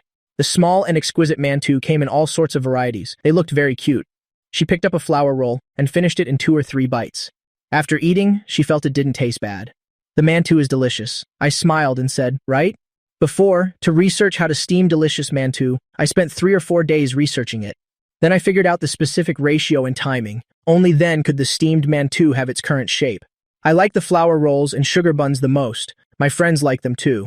When I'm free with nothing to do. I paused mid-sentence. Damn it! I got carried away for a moment. I almost let it slip. Shen Yuchu pretended to glance at me casually. She nodded very naturally. This skill is indeed not bad. You said they were your university friends, right? I breathed a sigh of relief. I quickly nodded and said with a smile, that's right. I haven't kept in touch much with my university friends since then. I haven't steamed mantou in a long time. I didn't expect my skills to still be sharp. Luckily, the big boss didn't think in another direction. Otherwise, I would have really been suspected immediately. I secretly felt lucky. I didn't notice the person opposite me and the interested look on her face. I immediately changed the subject. I ladled some chicken soup from the porcelain bowl and gave it to Shen Yuchu. Oh right, I simmered the chicken soup for quite a long time today. You should drink more of it. Shen Yuchu nodded. The chicken soup I make has always been very delicious. Shen Yuchu really likes this soup. Soup from outside always lacks a certain something, but my soup has a full, complex flavor. She also knew this wasn't an issue of taste, but rather it was a kind of feeling that someone was willing to put in the effort to simmer soup just for her. When she was young, Mrs. Shen also liked to make chicken soup for Shen Yuchu. It's just that the taste really wasn't that good. But because she always said, drinking chicken soup is good for a child's health, Shen Yuchu was forced to drink all the chicken soup. After Mr. and Mrs. Shen passed away in an accident, Shen Yuchu had drunk all kinds of chicken soup. The Shen family's cook. Even her aunts had researched chicken soup. Unfortunately, no one could replicate that flavor. When Shen Yuchu got a little older, she no longer showed her fondness for chicken. This point had been forgotten by everyone. Shen Yuchu felt that her tolerance for me now probably had a certain reason. It was the kind of feeling that I occasionally exuded. It was similar to the feeling from Mrs. Shen. I noticed Shen Yuchu was staring at me. My heart felt like it was about to jump out of my chest. Why are you looking at me? Is there something on my face? Shen Yuchu averted her gaze. Before I could put the piece of ginger on my chopsticks into my mouth, she reminded me in an indifferent tone, you picked up a piece of ginger. An unspoken awkwardness filled the air. I pretended to be calm and placed the ginger slice on the table, into the small trash container. I just wanted to pick the ginger out. Seeing my awkward appearance, she acted subconsciously. She pushed the dish of stir-fried shredded potatoes that I liked towards me. If I hadn't sliced the ginger and cut it into, Long, thin strips, slightly wider than the potato shreds. How could I not tell the difference now? I obediently picked up the food in front of me. I wouldn't pick up a dish from far away even if it killed me. I don't want to lose face again. After dinner, I stood up to clear the dishes, but Shen Yuchu stopped me. Let me do it today. I waved my hand. No. Big boss Shen gave a wry smile. However, before Shen Yuchu could pick up the dishes, I snatched the dishes from Shen Yuchu's hands and quickly walked towards the kitchen. Shen Yuchu let out a silent laugh. She shook her head and didn't argue with me anymore. As she passed through the living room, she saw the computer on the coffee table was still open to a document file. On a whim, she walked over, intending to see what I had written. When I came out after finishing the cleanup, I saw a sight that horrified me. Shen Yuchu was sitting elegantly on the sofa. The sleeves of her gray sweater were rolled up. One hand was propping up her chin. She was very seriously reading the novel I wrote. Oh my God, I nearly lunged in front of Shen Yuchu. Then, with lightning speed, I put both hands up to block the computer screen. Don't look, the novels I write are either urban romance or historical romance, or various kinds of brainless stories. For a big boss like Shen Yuchu to see, the plots are too ridiculous. She wouldn't be able to stand it. Shen Yuchu had only read a few pages. She felt this novel was written quite humorously. Why can't I look? This is my work. How can you read it without my permission? Besides, I don't want others to know what I've written. Most importantly, this is all written for guys to read. Shen Yuchu suppressed the urge to hit me. All right, I won't look anymore then. She stood up and moved aside. While I was secretly hesitating, wondering if my attitude was too harsh, she walked to the bedroom door and paused. Suddenly, she uttered a sentence. Actually, I feel that the female lead neglecting her company at every turn to be with the male lead is a bit exaggerated. If the female lead is the CEO of a company, she wouldn't have that much time. After saying that, she went into her bedroom and closed the door behind her, leaving me stunned. Aish, Big Boss Shen must have read at least 2 chapters, and they were the 2 most melodramatic chapters. My novel was criticized. I wasn't angry at all. I just wanted to explain it a bit to Shen Yuchu. Romance novels are inherently more fantasy than reality. If I wrote a realistic CEO story, it definitely wouldn't have so many readers. Unfortunately, the big boss doesn't understand web literature, and I can't really explain it to her. Early the next morning. Shen Yuchu still hadn't left after finishing breakfast. Suddenly, there was a knock on the main door. I had just finished washing the dishes and came out. I went to open the door. Who is it? I asked, then mumbled to myself. Strange, who would come this early in the morning? The person outside the door didn't say anything. They just kept knocking. I looked out through the peephole and saw 2 young, beautiful women standing outside. You could tell at a glance they weren't ordinary people. Right now, I was in no mood to admire beauties. My heart skipped a beat. I turned and ran to knock on Shen Yuchu's bedroom door. Big boss, there's someone knocking at the door. It's 2 very beautiful women. Hurry and come take a look. Are they here for you? Shen Yuchu let go of the mouse. She stood up and walked out, seeing my worried expression. See if they're here for you. I feel like I've never met them before. What I didn't say was, I was afraid those people were here to cause trouble for Shen Yuchu. My mind was still racing. What if they really are here to cause trouble? Outside the door, Tianruo Wen's knocking, hand paused. She said to Wu Wanqing beside her, Are you sure you didn't remember wrong? This is Second Sister's current residence. Why is no one opening the door? They couldn't have gone out, could they? Didn't they say Second Sister hasn't divorced that guy with the surname Ji yet? Is he not here either? Wu Wanqing flipped her hair. She rolled her eyes. You're asking me? Who am I supposed to ask? I already told you not to come over, but you just wouldn't listen. Second Sister has been very busy lately. You're not missing any arms or legs. Second Sister isn't in a rush to see you, but I have to see her. I haven't seen Second Sister in a whole year, and Second Sister has been so unlucky lately. If I don't see for myself, how can I be at ease? Tianruo Wen pouted. She very stubbornly continued to knock, but this time it turned directly into pounding on the door. The door suddenly opened. The big boss stood at the door with her arms crossed. There was a hint of confusion in her eyes. Why are you 2 here? At this moment, Shen Yuchu looked at the 2 people at the door with some confusion. Why are you 2 here? Second Sister Tianruo Wen exclaimed happily. She threw herself directly in front of Shen Yuchu and hugged Shen Yuchu tightly. I missed you to death. A smile was evident in Shen Yuchu's eyes. She patted Tianruo Wen's shoulder. It's good that you're back. Wu Wanqing shook her head. Tisk tisk, as expected. In Xiao Wu's heart, only Second Sister is important. The rest of us are just freebies. Shen Yuchu tapped Wu Wanqing on the head. Her voice carried a clear hint of laughter. This young lady here? Hurry up and come in. I stood behind them, stunned. Second Sister? Could these 2 be the big bosses? 2 of her sworn sisters? Tianruo Wen happily walked inside. As soon as she turned around, she bumped into me. She raised her hand and pointed at me. Why is there a man here? No, wait, you're that guy. Tianruo Wen's eyes suddenly widened. Why are you here? I found it strange. Why can I be here? Second Sister, forget about not divorcing him. You're even living with him? The disbelief in Tianruo Wen's voice couldn't be hidden. I found it even stranger. If we don't live together here, are we supposed to sleep on the streets? Wu Wanqing took a step forward and hit Tianruo Wen on the back, causing Tianruo Wen to stumble forward. Why so much nonsense all day? They're not divorced. What's so strange about them living together? Shen Yuchu closed the door, turned, and went in first. Come in and sit. Tianruo Wen's lips twitched. She instinctively felt something was wrong. She swallowed the words in her heart. But she really couldn't force a smile for me. She had to pretend not to see me. She went around the sofa and sat down. Wu Wanqing nodded at me. Then she also went over and sat down. Guests have arrived. Even though I felt both awkward and weird, I still went to the dining room to pour tea and bring it over. As I walked over, I saw the three people sitting on the sofa. Besides Shen Yuchu, the other two were both looking at me. That wordless awkwardness really made me want to leave immediately. So I endured those two gazes and put the tray down. I immediately said, I have to go out this morning. I have something to do, so I'll be leaving first. You all just talk. Shen Yuchu glanced at me. Her expression was hard to read. She nodded. I won't be eating at home for lunch today.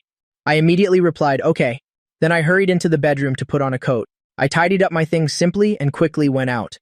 Ever since Shen Yuchu said that, Tianruo Wen had a look of astonishment and disbelief, looking at her. As soon as I went out and closed the door, she said with an indescribable expression, eating at home? Second sister, you mean this is home? If she hadn't said it, it would have been fine. But once she did, Shen Yuchu also froze for a moment. Then she quickly regained her composure. I've been eating here lately. The food he cooks doesn't taste bad. That's not it. Second sister, are you really planning to live with this man? Other than his looks, he has nothing worth mentioning. I don't believe you'd be interested in him because of his looks. If you were, you would have been interested long ago. Although he is quite handsome at times, it's not to that extent, right? First of all, he's not just quite handsome, he's very handsome. Sorry to be blunt. For so many years, among men of the same type, I haven't seen anyone more handsome than him. Second, absence of 3 days makes one view another with new eyes. You didn't understand him before you went abroad, and you haven't interacted with him since you came back. Where do you get the confidence to judge him? Finally, Wu Wanqing moved closer to Tianruo Wen. She patted her on the back. Do you think second sister is a fool?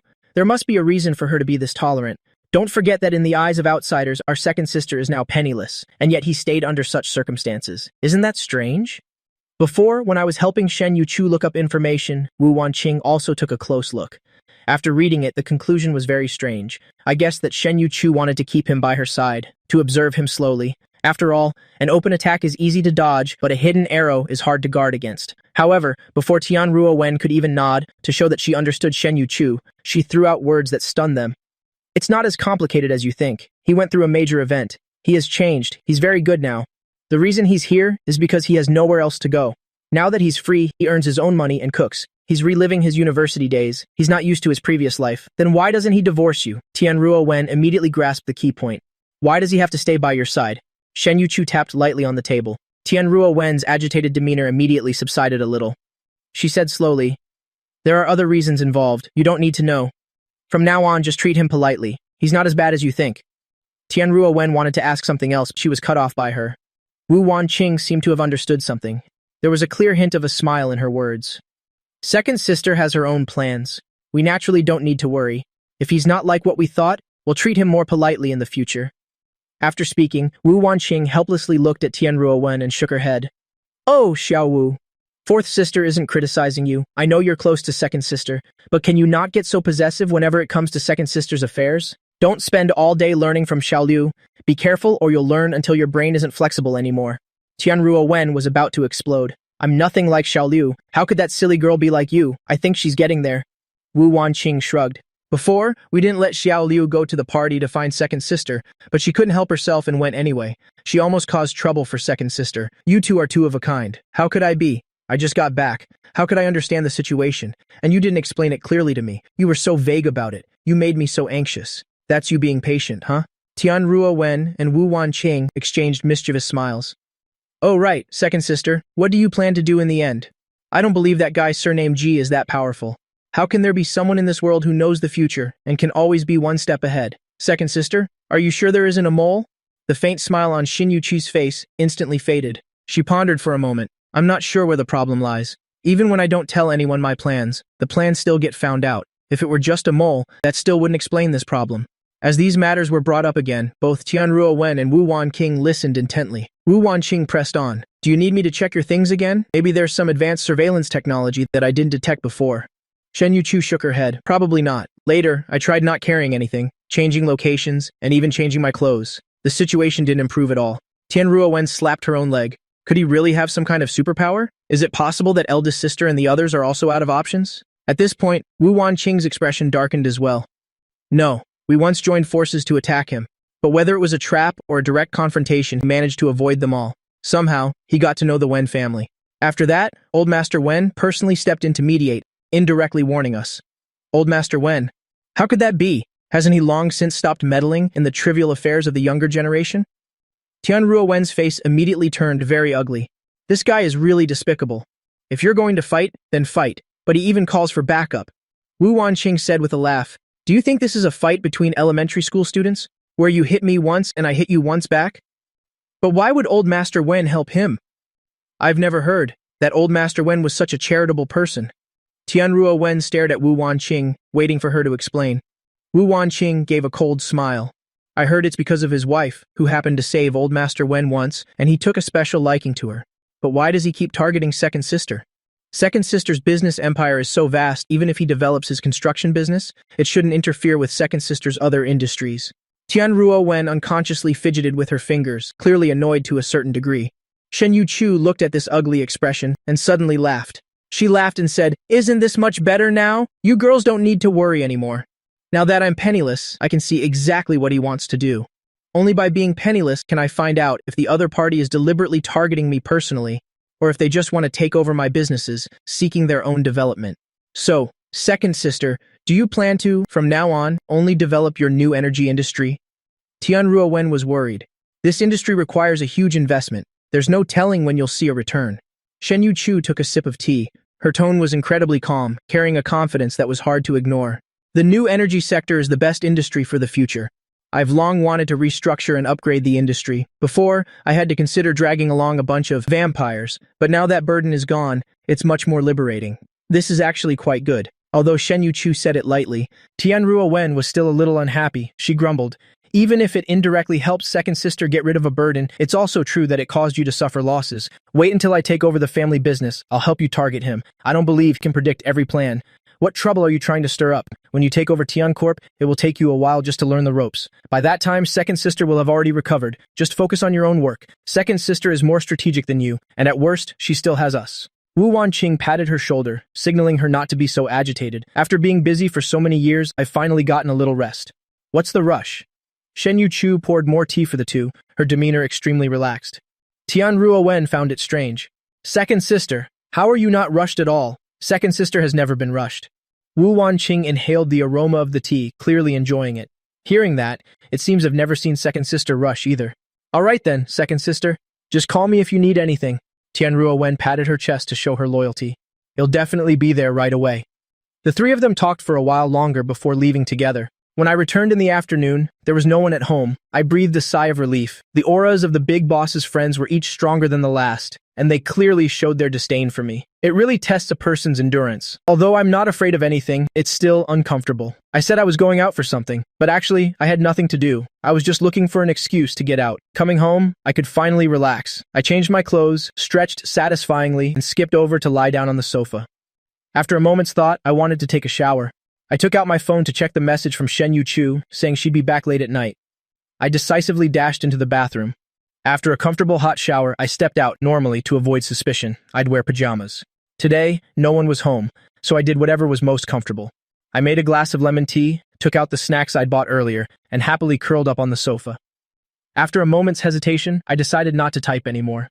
I opened my laptop, found a movie, and happily started watching. While watching, I kept stuffing snacks into my mouth, and then took a sip of lemon tea. The most wonderful thing in the world is to have nothing to do and feel at ease. Since I came to this world, this is the first time I've felt so refreshed.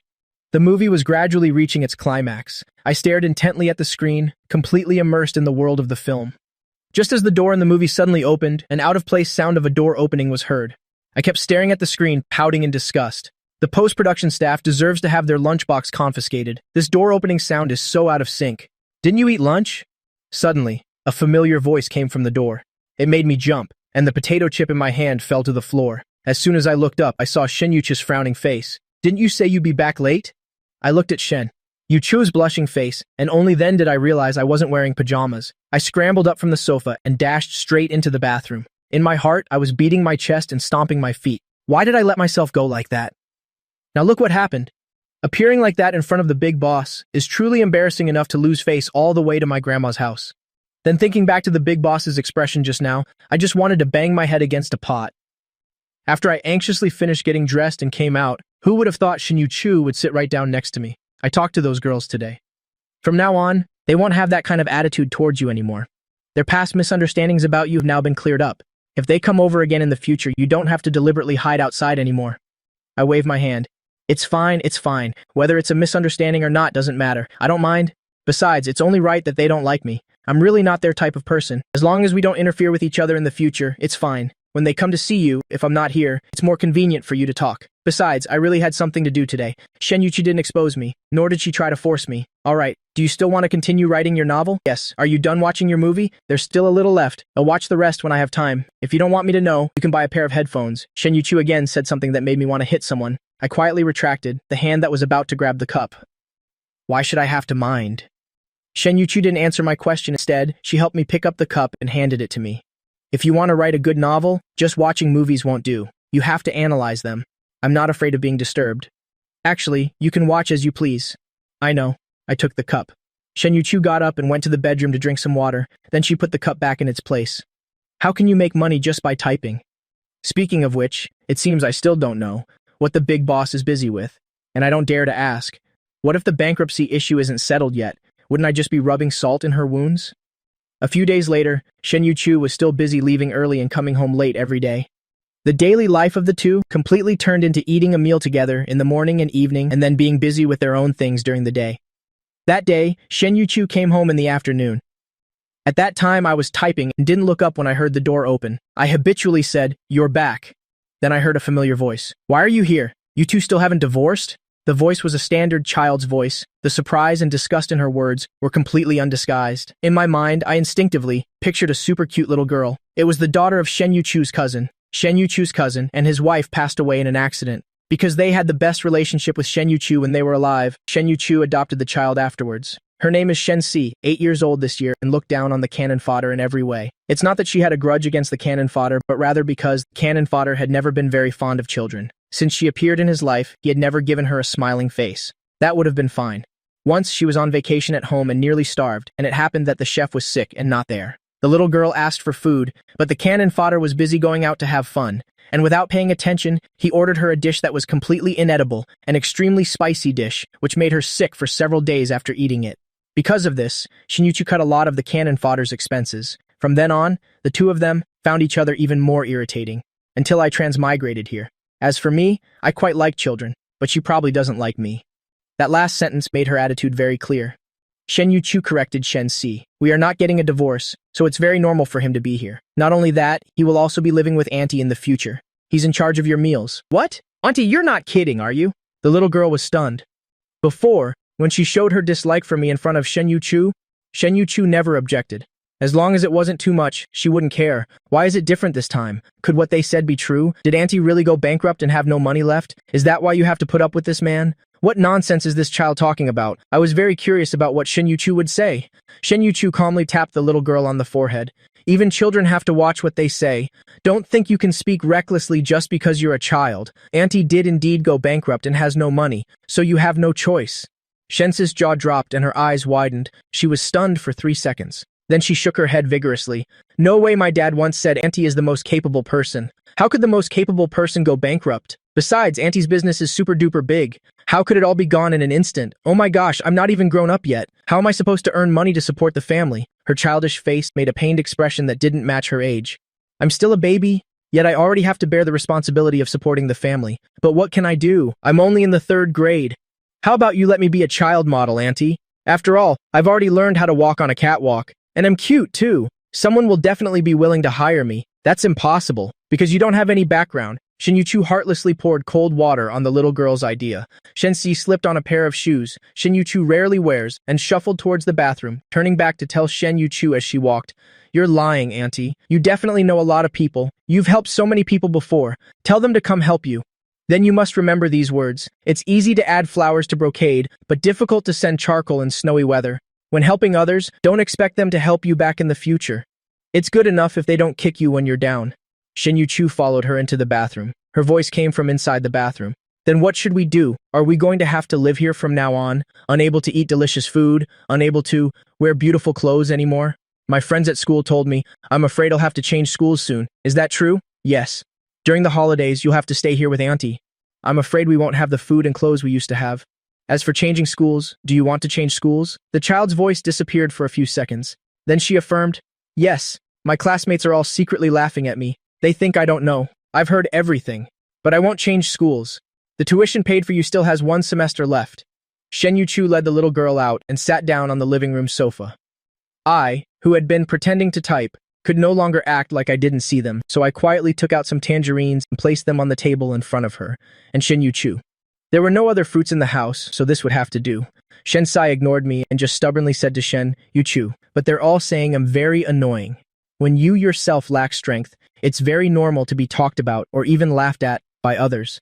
But even if you become successful in the future and are in a high position, you will still be talked about and even laughed at. The situation will be even more serious than it is now. If you are strong enough, they will avoid you and not say it to your face. As Shen Yuchu spoke, she peeled a tangerine for the little girl, and as the girl reached out to take it, she tilted her head slightly towards me and said to the girl, "You haven't greeted him yet." After hearing Shen Yuchu's words, Shen Sai turned her head to look at me, parted her lips, then stopped. After a moment's hesitation, she still asked Shen Yuchu, "So what should I call him?" After saying that, without waiting for Shen Yuchu to answer, she started calculating on her own. Auntie is my dad's younger cousin, so you're my grandaunt. Then my grandaunt's husband should be called granduncle, so I should call him granduncle. When I heard this form of address, I shuddered. This way of calling someone is so old-fashioned. I immediately tried to escape this title. How about you just call me Brother Da? That granduncle thing sounds too awkward. I don't want to hear it. The little girl doesn't want to call me that either. Because I objected, the little girl immediately said, "Okay, Brother Da." Shen Yuchu didn't object. I tentatively extended an olive branch. "Are you on vacation now? What do you want to eat? I'll make it for you. You know how to cook too? Then why didn't you do it before?" The little girl looked at me innocently, but her question was incredibly sharp. The one who answered her was Shen Yuchu. We had a chef at home before. "So I can eat whatever I want?" I stopped her before she could name a specific dish. "I only know how to make home-cooked meals. If you want to eat things from high-end restaurants, I don't know how to make them." The little girl pouted. "You said it so seriously as if you were very capable. Eat rice." Shen Yuchu didn't give Shinsi a chance to order and made the decision. I nodded. No problem. Rice with a few simple stir-fried dishes is fine. But there was a little difference anyway. When cooking, I put in more effort than usual. Turning the rice and food, I tried to make them have a bit of childish fun. Personally, I still quite like children. Just now when I saw Shinsai, I really liked her. She looked so adorable. If it weren't for their bad relationship in the past, I guess I would have run over and hugged her long ago. The little girl was led into the room by Shen Yuchu. Mouth, I don't know what she was doing. I finished cooking the meal and went to call everyone. Shensi had changed into a set of Hello Kitty pajamas, obediently washed her hands by herself, and sat in the seat Shen Yuchu arranged for her. Seeing the food on the table, the little girl looked very surprised. Shensi pointed at the rice and food on the table. The dishes were all made into cute cartoon expression shapes. Even on the rice, something unknown was used to form a smiley face. Of course, this was limited to her portion of rice. My rice and Shen Yuchu's were still normal. The little girl had her own portion. I poured her a glass of fruit juice. Getting VIP treatment on the first day back from vacation. I'll buy you a small dinnerware set another time. The big set is inconvenient to use. Shensai was silent for a moment, then stubbornly raised her head. You don't need to specially prepare food like this for me. I'm not a child anymore. There's no need to coax me like this. I eat normal food at school too. I'm already in the 3rd grade, I said matter-of-factly. Even if you go to college, you'll still be a child in our eyes. Besides, I decide what to cook. You only have the right to choose whether to eat or not. If you don't eat, next time I'll make the dish you hate the most. Anyway, the family has no money now. If you don't eat, don't expect to have allowance to buy food either. You can only go hungry. You, this man. Shensi looked at me, her cheeks puffed out in anger. I calmly looked back. Shen Yuchu sat down, tapped the table. Shen Sai immediately behaved. Shen Yuchu said lightly, "What should you say when someone is kind to you?" Shen Sai pursed her lips. She obediently said to me, "Thank you, uncle. Shen Sai is really so cute when she's being well-behaved." I couldn't help but pat her head. "You're welcome. Kids obviously like it. But they have to pretend. I don't like it. How arrogant. But her arrogant look is also cute." Shen Yuchu told me not to make separate meals for her in the future. The children of the Shen family eat their meals. They're not that picky. Shensi nodded repeatedly, pretending that she was exactly that kind of child. While covering her head, I grinned and retorted, "It's her business if she's not picky. It's the adults' business if they want to spoil her. Could it be that little Sai can't handle this level of spoiling? Will just this make her picky?" The little one fell for it as expected. She retorted with great spirit, "Of course not. How could I become picky just because of a little food?" I said. "Then I'll have to trouble little Sai to accept my sugar-coated bullet. I have no resistance when I see a cute kid. It just so happens there's a child at home, so I can try making kids' meals." I said it as if it were true. I even seriously said to Shen Si, "Thank you for your help." Shen Si puffed out her chest. "You're welcome." Shen Yuchu took in the entire interaction between the two of us. She didn't say another word to stop me from making kids' meals. The three of them started eating. During the meal, Shen Si's eating speed was much faster than what I remembered. You could tell she really liked today's meal. And she also displayed the upbringing of the Shen family. The details of her table manners could almost get a perfect score. She already had an air of elegance at such a young age. Compared to her, I couldn't help but feel ashamed. After dinner, I went to wash the dishes. Shen Si was even more surprised. "You even do housework? It seems you've really run out of money." I shrugged. "What can I do? That's life. Ups and downs. They always come so suddenly, so you have to study hard. Otherwise, you won't have food to eat in the future. I'm first in my grade. My school is one of the best in the country. This semester, I'm entering a competition. My teachers say I can win first prize," Shen Sai said, her eyes lighting up. "That's right. The first prize for the competition is a lot of money. I think it's 50,000. Then we'll have money for food. Kids from rich families really have it good. Going to an elite school, even an elementary school competition, has such high prize money. It's so enviable. Even university scholarships aren't that much. Shen Si seemed to have found a way to get rich. I can participate in a few more competitions. Before, Auntie was afraid it would affect my studies, so she didn't let me. I should be able to participate now. If I participate in 4 competitions, maybe I'll get 200,000. Then we'll have money for food." But as she spoke, her expression suddenly turned dejected. "That's not right. I don't have that much time at all. If I want to maintain my grades, it seems I can only enter 3 competitions. Then that's only 150,000. That's not even enough for food." How annoying. I was a bit exasperated at this point. Do you know how many people don't even earn 10,000 a month? 150,000 is already a lot. Shen Si looked up, her clear black and white eyes wide, looking at me with a strange expression. 150,000 is only enough to buy you 1 watch. Is that a lot? How much did you used to spend on a pair of shark fins? What does it have to do with us if other people earn less than 10,000 a month? Do we have to be like them? She said while pouting, letting out a sigh. I didn't expect having no money to be so terrifying. It can turn a man who loves spending money into what he is now, and even think 150,000 is a lot. How long has it been since Auntie ran out of money? I told her this is me adapting to circumstances. When you have money, you can spend it however you want. When you don't have money, you naturally have to save. Even if you really earn 150,000, you can possibly spend it all on food. The standard of living has dropped, so the standard of food must naturally drop as well. But even if you eat my home-cooked meals every day, you won't suffer from malnutrition. Don't worry, this was truly depressing. Shen Yuchu picked up a glass of water, strode over on her long legs and glanced at Shen Si. "It's time for homework. I'm going right now." After Shen Si spoke, she turned her back to Shen Yuchu and made a shh gesture at me. Then she went into Shen Yuchu's room. I remembered a problem. How does she sleep at night? Does she sleep with you?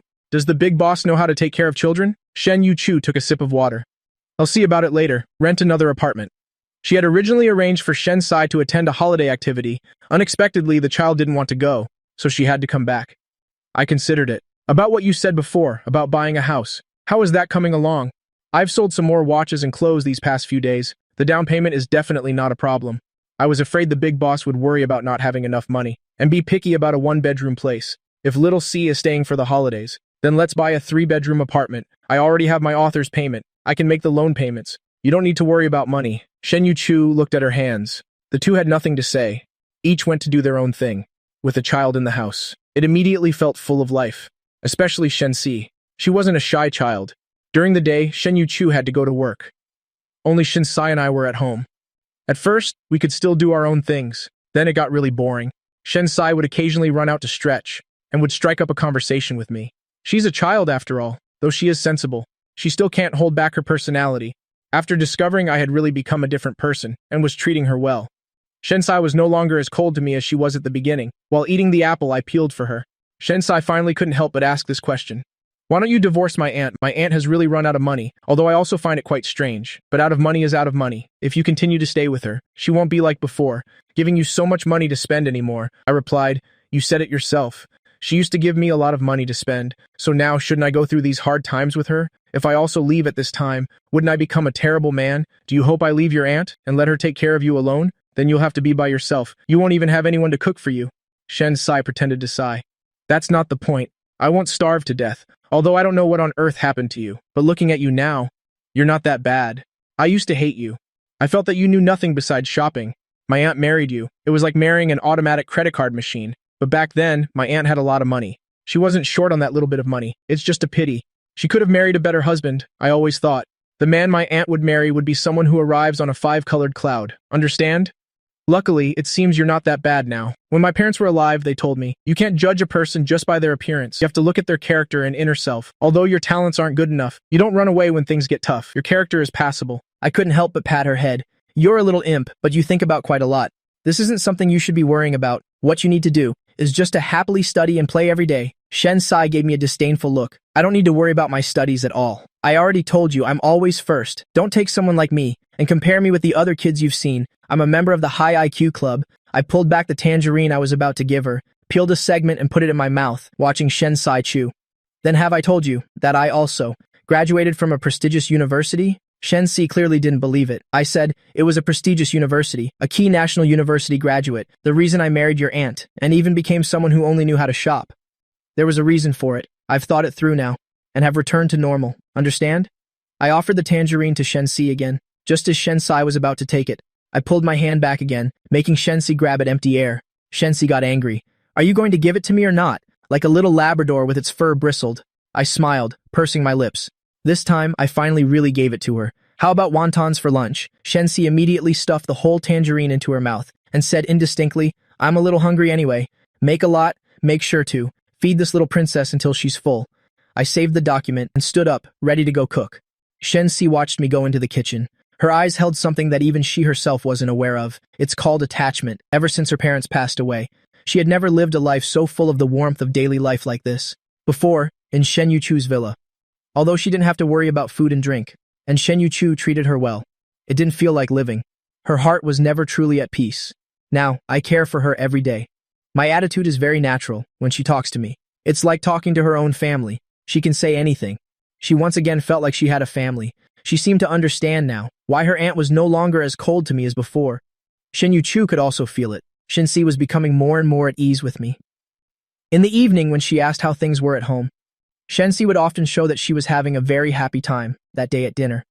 I suddenly suggested, I'm free these next 2 days. Little Sai has been home for so long without going out. How about I take her to the amusement park tomorrow? Shen Yuchu paused while picking up some food. She clearly saw that after Shen Sai heard what I said. Her whole body tensed up. She probably thought for a moment and realized Shen Si had been back for 5 days and hadn't left the house. Okay, I'll rearrange my work for tomorrow. I opened my mouth, but reluctantly couldn't say a word. Actually, I wanted to say. I originally planned to take Shen Si by myself, but since boss Shen said she wanted to go, I couldn't very well say no. On the contrary, Shen Si's eyes immediately lit up.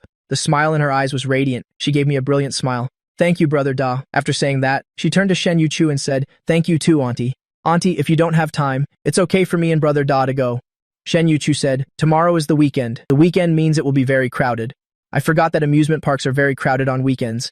I had never been to an amusement park in my previous life. It's just that I've seen how well-behaved Shen Si has been these past few days, and she could only play at home. And the book I was writing just happened to reach a part about an amusement park, so I remembered to take her out to play.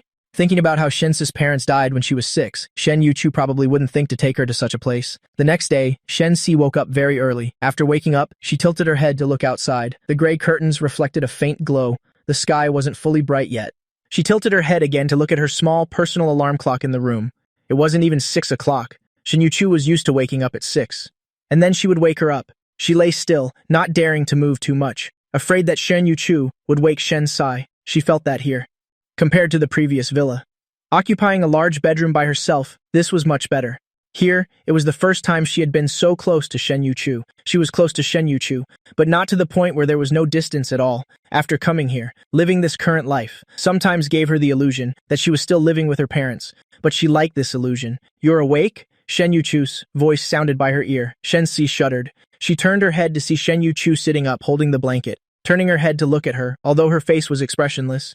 But because she had just woken up, there was still a hint of laziness, so she looked a little gentler than during the day. Just woken up, Shen Si quickly sat up by herself. She pulled the clothes beside her and started putting them on. Shen Yuchu had no intention of helping at all. The children of the Shen family are independent from a very young age. Leaving the bedroom, one big and one small unconsciously tiptoed, then went to the bathroom to wash up. In the mirror above the sink, the big one and the small one looked somewhat alike. Both possessed beautiful faces after brushing their teeth. Shen Sai looked up and asked Shen Yu-chu, "Auntie, should we go wake Brother Da up?" Shen Yu-chu said, "No need. He will wake up on his own." Shen Yu-chu watched her wipe her face and helped her hang the towel on the rack. "I usually wake up at 6 too. Then I cook." They would usually go back to the bedroom to do their own things. Shen Sai hesitated and asked Shen Yu-chu, "Auntie, Brother Da works hard cooking. How about we eat out today?" Shen Yu-chu glanced at her. "Are you trying to say he usually works very hard cooking?" Shen Sai scratched her head, giving up the struggle. All right, I think. We're not at the point where we have absolutely no food to eat. We don't need to have Brother Ba to cook every day. He's used to it. This is his life." Shen Yu-chu didn't explain to Shen Sai. She only said that one sentence. Then, while Shen Si was thinking, she picked her up and carried her back to the bedroom to read. They had just entered the bedroom. When I opened my door and came out, I pulled open all the curtains. Seeing that it was clearly a sunny day outside, I stretched with a smile on my face. Today is another happy day. Breakfast ingredients were usually prepared the day before, so there wasn't much to do. Half an hour later, I habitually went to call the two of them. After everyone finished breakfast, we got ready to leave. Shen Sai looked at the small backpack she was wearing, then at the large backpack I was wearing. Very confused. Why do we have to wear backpacks? It'll be tiring to walk with this on. Besides, there will be no place to put them later. Have you forgotten that we have no money now? Things in the amusement park are so expensive. For the same item, of course, it's better to buy it outside and bring it in. It'll save more money. Don't worry, your backpack is filled with fairly light snacks. It won't tire you out. But these snacks at the amusement park, they can't be that much more expensive, right? Shen Si said uncertainly. She hadn't been to an amusement park in a long time. When she went before, she never paid attention to the prices, but she had heard her aunt say, "No matter how much prices increase, there's a limit. They're just snacks. How much more could they cost?" I gave her a ha-ha-ha expression. I unzipped the backpack on her back and took out a pack of cookies.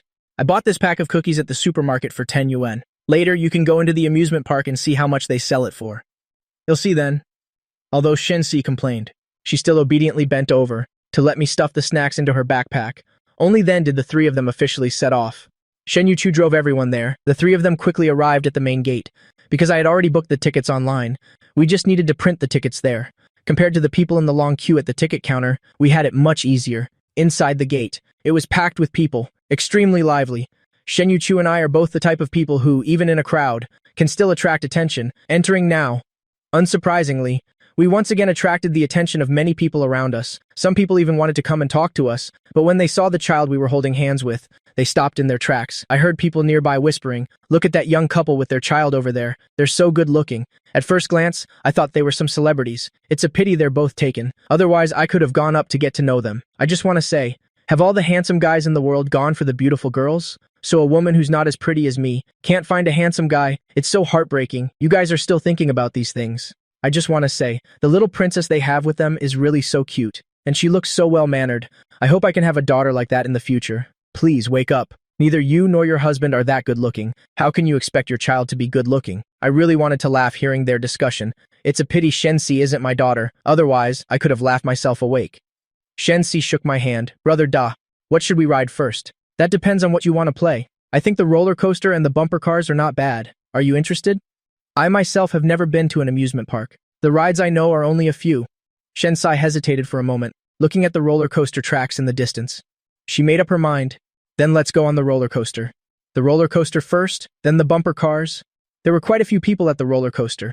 It was either adults with their children or couples on a date. I didn't wait for Shen Yu-chu to come over, but voluntarily stood at the end, to queue. I waved to Shen Yu-chu, "Line up here. If you and the little one are tired, go rest on the side." The way the people around looked at them changed. A girl nearby was extremely envious. She said to her boyfriend, "Look at that husband. He's lining up so his wife and child can rest on the side. It's so enviable." "What? You have a problem with our current situation? I only see that handsome guy queuing. Why don't you see that his wife is also very beautiful? Besides, that woman is covered in designer brands. Her whole outfit probably costs at least 50,000. If I had that kind of dowry, I could even hire someone to queue for me. That handsome guy definitely has something wrong with his head, or his status in the family is low. If I had his looks, I would never find a woman who doesn't love me like that. It's a good thing you don't have those looks. Otherwise, wouldn't I have cheated on you?" The woman accidentally blurted out her true feelings. "What did you say? Say that again if you dare." "I was just talking nonsense." "Just kidding. Your character is so good. How could I do something so classless?" At this moment, Shen Si pulled on Shen Yu-chu. She heard all of those words. She didn't believe her aunt didn't hear them. "Auntie, it's not good to let brother Da queue by himself like this," my teacher said. "Society now has to have equality between men and women. How about we queue with him?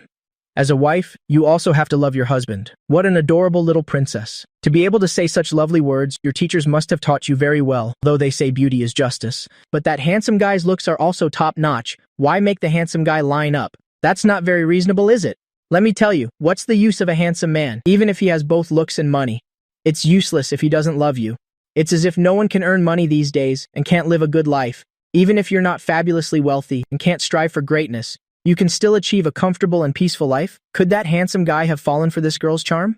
I agree with that. No matter how much money a man has or how handsome he is, if you're not in his heart, it's better to find someone who truly loves you. That's how life has meaning. Oh, come on, you guys. If that rich and beautiful lady was really offered to you, you might still think about whether you want her or not. After all, with good genes, you can hope for a child. Look at how cute that little princess is. If you could have such an adorable little princess, then enduring it for a while wouldn't be so bad. After all that talk, you're still just a sucker for looks. The women nearby chattered away as if Shen Si and Shen Yuchu couldn't hear them. Shen Si tugged at Shen Yuchu. She felt really embarrassed. Shen Yuchu said, "Since it's gender equality, then hell line up for this ride. For the next rides, we'll each take a turn lining up, including you." She had no intention of doing it herself. Instead, she came up with a solution. Shen Si breathed a sigh of relief, though she didn't want to exploit his labor after all. She didn't like me before. That's right. But now she sees me differently. If it were the old me, Shen Yuchu could have tortured me however she wanted. She had never met the me I am now.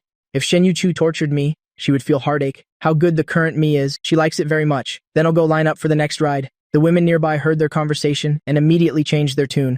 Look at them. She's not bullying the man at all. She's teaching her child. Let me tell you, the rich are really different. They're more serious about educating their children than ordinary people. Their education is what you call practicing what you preach. The whole family takes turns lining up, including the child. No one takes advantage. No one suffers a loss. Great. This method isn't bad. It can effectively help the child get used to contributing. To understand what family members do for the family is not something to be taken for granted. It helps the child develop a sense of gratitude. When I get home, I'm going to teach my husband this method, so my husband and I can practice it together. My little emperor can't be spoiled forever. It's true, you can't spoil children. They won't understand anything. If you don't educate them in time, they might develop a bad worldview. That family's child is rich, but still has to obediently take turns lining up. My child only knows how to make the adults work hard. I should really go home and tell my sister. Tell her to stop spoiling that kid. Among the women, some were married, some were not. Just like that, they steered the topic to something completely unrelated. Shensi didn't want to listen to their nonsense anymore, so she pulled Shen Yuchu to sit down beside her since she wasn't being forced to line up all the time. Then there was no need to feel uneasy anymore. After all, everyone would be the same later, having to work hard and line up for a while. It was our turn. Shen Sai sat in the middle without a second thought. Shen Yuchu and I sat on either side of her. We were already on the roller coaster. People were still staring at my face, constantly turning their heads to look at me, which made us feel quite awkward. But when I tilted my head to look, Big Boss Shen Yuchu, sitting on the roller coaster, looked like she was sitting in her office, still exuding that intimidating, noble aura, seemingly completely unaffected. This is the difference between someone who has lived under the public eye since childhood and an ordinary person like me. I'm afraid I'll never be able to compare in this lifetime. I sighed inwardly. Then I looked over at Shen Sai. The little girl completely ignored the people around her, blinking her big eyes, happily checking her safety harness. She even remembered to remind me, "Brother Da, check again to see if your seatbelt is fastened tightly. Don't be careless." Checked it once. No problem, right? No problem. Don't worry. After saying that, I looked at Shen Yuchu again. Big Boss Shen was sitting there very calmly, as if she didn't care about these things at all. I was suddenly very curious. A roller coaster is such a thrilling ride, Big Boss Shen. Would she react strongly like a normal person? Or even when riding a roller coaster, could she remain as still as a mountain? I must watch carefully later. At this moment, I was on the moving roller coaster, paying attention to Shen Yuchu. At first, the car moved very slowly, then it slowly climbed up the track. It was about to reach the highest point. My heart was in my throat. The most important part was about to begin. A second before the car was about to reach the peak, Shen Yuchu finally condescended to separate, her hands gripping the safety harness tightly. But the expression on her face didn't change at all. She was still looking straight ahead just like before. The car started to plunge down from the peak. The speed got faster and faster. It still wasn't at an unacceptable level. Little Shen Sai was nothing but excited, not a bit scared. All sorts of terrified screams echoed around, only Shen Yuchu, although the wind had messed up her hair, other than frowning slightly, she had no other reaction. It was as if she wasn't on a roller coaster. You're already on a roller coaster. Is there a need to show off your composure to that extent? I felt the strong wind blowing in my face and the constant shaking. My body was almost out of control, looking at the woman next to me who, despite swaying left and right and even being upside down, was very calm. I couldn't help but mock her in my heart. Can Big Boss Shin really be that calm? What's the point of riding a roller coaster like that? The roller coaster ride wasn't long. All in all, it was only a few minutes waiting for the car's speed to slowly decrease. The surrounding screams gradually faded. Shensis' excited expression hadn't completely disappeared. I just stared at Shen Yuchu like that, even though her hair was a little messy. It couldn't hide her stunning beauty and aura. Forget it, she's a big boss after all. There's no comparison, Shen Si said happily. Brother Da, wasn't that awesome? I was still a little scared last time I came. This time, I'm not scared at all. I feel super brave. Shensi's feet had just touched solid ground when she immediately grabbed my arm. It was hard for her to take a step. She almost fell to the ground. I quickly supported her, but I didn't dare to move myself. That's right, our little Sai is especially brave. At only 8 years old, you can ride a roller coaster, and you're not scared anymore. You're much better than me. When I was in middle school and rode a roller coaster, I was so scared I almost peed my pants. Back then, the park near my house installed a roller coaster. I rarely had a break in free time. My parents, who were also free, took me to try it once. During the entire roller coaster ride, I didn't dare open my eyes. After getting off, I even slumped to the ground. I was young back then. I had never experienced anything so thrilling. It was tough for a boy like me. Shinsi patted my hand. Then you're really a coward. I didn't even cry when I rode it before I was 6. Don't worry. If you're scared of anything in the future, you can hold my hand, with me by your side. You won't have to be scared anymore. This is truly a little angel. Such warm words, accompanied by a cute expression. My heart melted. Then I'll thank you in advance, little Sai. Shin Yuchu interrupted their conversation. Next, are we going on the bumper cars? Shen Sai said decisively. It's the bumper cars. Brother Da wants to play. Since when did I want to play bumper cars? So confusing. I never said I wanted to play. I just suggested it earlier. Shen Sai tilted her head. Not in a hurry. If you don't want to play, then why did you suggest it? Shen Yuchu glanced at me. Her tone carried a hint of comfort. Adults can play bumper cars too.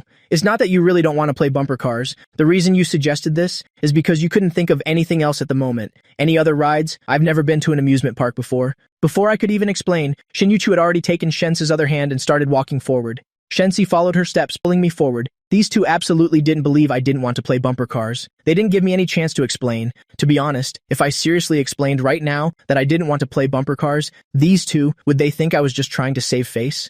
I thought about it for 2 minutes and came to a very certain conclusion. I had to play. So, today, whether I want to or not, I have to play bumper cars. My face was full of black lines. Together with the two of them, I walked towards the bumper cars. The people playing bumper cars were clearly not as many as those on the roller coaster, so Shen Yuchu let Shen Sai go line up. The little girl stood in the queue, attracting a crowd of starlight gazes. Next to her, a little boy was crying non-stop. No matter how his father tried to soothe him, he wouldn't stop. As a result, the moment he saw Shensi, his crying immediately stopped. He struggled out of his father's arms and dashed to Shensi's side. Under the gazes of everyone around, the boy shamelessly took Shensi's hand. Blinking his eyes, he said cutely, "Big sister, let's play together." This boy was about 5 years old, barely reaching Shensi's shoulder. Shensai patted the boy's head. "Be good. Don't cry anymore. Aren't we all here to play bumper cars? So of course we can play together later. There are many cars in the bumper car arena." The little boy smiled very sweetly. He turned his head and said to his parents, "Dad, Mom, I want to play with Big Sister. I like Big Sister." "Then Dad will go line up for you kids," the boy's father said as he got to the back of the line, finally letting out a sigh of relief. I watched the little boy pull Shensai, his little mouth chattering non-stop. Shensai had a comforting smile on her face, occasionally replying with a word or a nod, showing that the two children were having a very happy conversation. I was deeply moved. So young and already knows how to charm boys. What will she be like when she grows up? Then, a slightly chubby little girl approached Shensai and the little boy, trying to strike up a conversation with them. The boy turned his head away in disgust, ignoring her, only talking to Shensai. Shensi nodded at the little girl, then continued to coax the little boy. And yet, she had no intention of pulling the little girl into the conversation. The little girl probably realized these two didn't want to play with her, and sadly returned to her parents. The corner of my mouth twitched speechlessly. Alright, she really is good at charming boys. When it was our turn, the little boy was coaxed by Shensi back to his parents' side. Then Shensai, without any hesitation, pulled me and Shen Yuchu to sign up and quickly got into a car to play. Just from her attitude, I couldn't see any intention of waiting for that boy to play with her. The most fun part of bumper cars is being able to crash into each other. My driving skills are average, but here, there's no need to be afraid. After all, the cars are made for crashing. The other people around, Men saw how handsome I was and deliberately crashed into me, even trying to provoke me. Shin Yu-chu drove her car here, as if she were deliberately practicing her driving skills, perfectly avoiding the surrounding cars every time, not giving others a chance to crash into her, which made me click my tongue in admiration. Then I realized others were deliberately crashing into me, so I tried to avoid them. Although playing bumper cars is more fun when you crash, being constantly crashed into by others is also very annoying. The car body never had a moment of peace. Shen-si intended to come help me, but she couldn't even control her own car, let alone help me. Every time before she could get there, she was knocked around by the surrounding cars. A slight mistake and she would be knocked off course, forcing her to spin the steering wheel frantically, but she couldn't get a good grip, getting even further away from me. Everyone came here to have fun. I couldn't really show a bad attitude to others and make everyone unhappy. I decisively gave up trying, just let others crash into me. In the middle of crashing, I suddenly felt that the impacts around me weren't as frequent. I turned my head to look. It turned out Shin Yu-chu had come to help me, bumping away all the surrounding cars because Shin Yu-chu initiated the battle. Those people excitedly rushed to crash into her. She successfully diverted the flames of war to her side, leaving me some space. Big Boss Shen is really too good. I almost wanted to bow down to her. No matter the era or situation, the damsel saving the hero trope, no matter how cliché, can still stir up a man's favorable impression. If this were a game, you would definitely see my affection level for Shin Yu-chu skyrocketing. I decided I must make more delicious food in the future for Shin Yu-chu to eat. Finally, it was time for the bumper cars to end. I immediately, at the staff member's call, drove the car over, getting out of the car without any reluctance. I don't want to play this thing a second time in my life. Shin-si also played with a belly full of anger. After getting off, she pulled me and started complaining. Those people are so inconsiderate. We don't know them at all, but they kept crashing into us. Crashing is one thing, but they use so much force. My head even hurts from the impact. I originally wanted to come save you, but I was accidentally knocked off course by them. There were also many kids behind me rushing towards me. The more they crashed, the more off course I went. It's making me so mad when facing a child. Of course, I couldn't show negative emotions. I tried to comfort her, trying to make the game sound a bit better. It's not that exaggerated. It's mainly because you're too cute. Just like that little boy earlier. He liked you. He wanted to play with you. The kids in the other cars must also like you. That's why they crashed into you. They want to play with you. Shen-si looked at me, then looked at Shen Yu-chu and said, "So they crashed into you because you're handsome? You are indeed very handsome, but your skills are also really bad." My youngest aunt successfully avoided being surrounded by a group of women. That's right. And then, it seems she even helped you escape from being surrounded. Thinking about Shen Yu-chu's performance just now, Shen-si didn't hesitate to grab Shen Yu-chu's hand, her face full of admiration. "You're still the best, auntie? Teach me, auntie." Just now, there were clearly a lot of people who wanted to crash into her, but no one managed to hit me. I was also a bit embarrassed to say thank you to Shen Yu-chu. Shen Yu-chu nodded at me indifferently. Then she mercilessly told Shen, "Sai, you're still small. You're short. You can't even reach the gas and brake pedals properly. So don't think about it so much. Just eat more to grow taller, then well talk." In this life, some things are beyond our control. For example, height. Shen-si immediately deflated. Her height wasn't considered short in her class, but she was still young, after all. How could she compare to an adult? I patted her shoulder. "It's okay. When you grow up, you'll definitely be even better than your youngest aunt. Don't worry. But you can drink a glass of milk before bed at night. It'll prepare it for you from now on. Drinking more milk can help you grow taller." Shen-si nodded vigorously. Even if she couldn't be as tall as an adult, at least she had to be the tallest among her peers. I asked, "What are we playing next?" I regretted it a little. I didn't look up a guide before coming. It's too crowded to look one up now. I'm afraid we'll get pushed around. I'll be fine. But it wouldn't be good if a child got pushed and hurt. I want to go on the pirate ship. A little girl walked by, pulling her parents' hand, hopping very happily. I immediately asked Shen-si, "Do you want to go on the pirate ship?" Shen-si took out the map to look. "That's fine. I want to play everything. Coincidentally, the pirate ship is right ahead, not far from here. Let's go to the pirate ship." The previous group of riders had just gotten off. It was time for the new riders to get on. We arrived just in time, but according to the queue order, after we got on, we sat at the very end. The range of motion will surely be quite large later. Shen-si was still endlessly excited, while Shen Yu-chu remained calm. I was a little scared in my heart. I had never played this ride before. I've seen in dramas before that after the male lead finished this ride, they would all puke their guts out. Although I'm just a supporting character, this physiological reaction doesn't pick and choose people. Uncomfortable. Shen-si endured for a moment, but still couldn't hold it in. "Brother Da, why are you holding my hand so tightly? It hurts a little." I reacted and said sorry. "I'm just a little excited." I was embarrassed to say I was nervous, so I just said I was excited. I let go and looked. Shin's hand was already a little red, which made my heart ache. "Are you okay? Does it hurt a lot?" Shensai shook her head. "It's fine. No problem. But you don't have to be that excited. You switch seats with him." Shen Yu-chu suddenly said such a thing. The other two were stunned. Shen-si instinctively asked, "Why?" Shen Yuchu said, to prevent weight imbalance. Shen Yuchu glanced to the right. Shensi and I followed her gaze. We were sitting at the far left end. The right side was all adults, with the child in the middle. At first glance, the weight on our side did seem to have a large difference compared to the right side. Shensi stood up and switched seats with me. This time, it was my turn to sit in the middle, while Shen Sai and Shen Yuchu sat on my right and left. Respectively, I had just fastened my safety harness when my left hand was grabbed by Shen Yuchu, and Shen Sai on the right also immediately grabbed my right hand. One adult and one child held my hands, making me feel like I was being protected by both of them.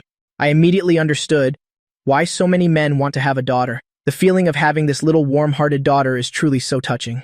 The pirate ship started moving, its arc getting bigger and bigger. Many people had already started screaming in rhythm.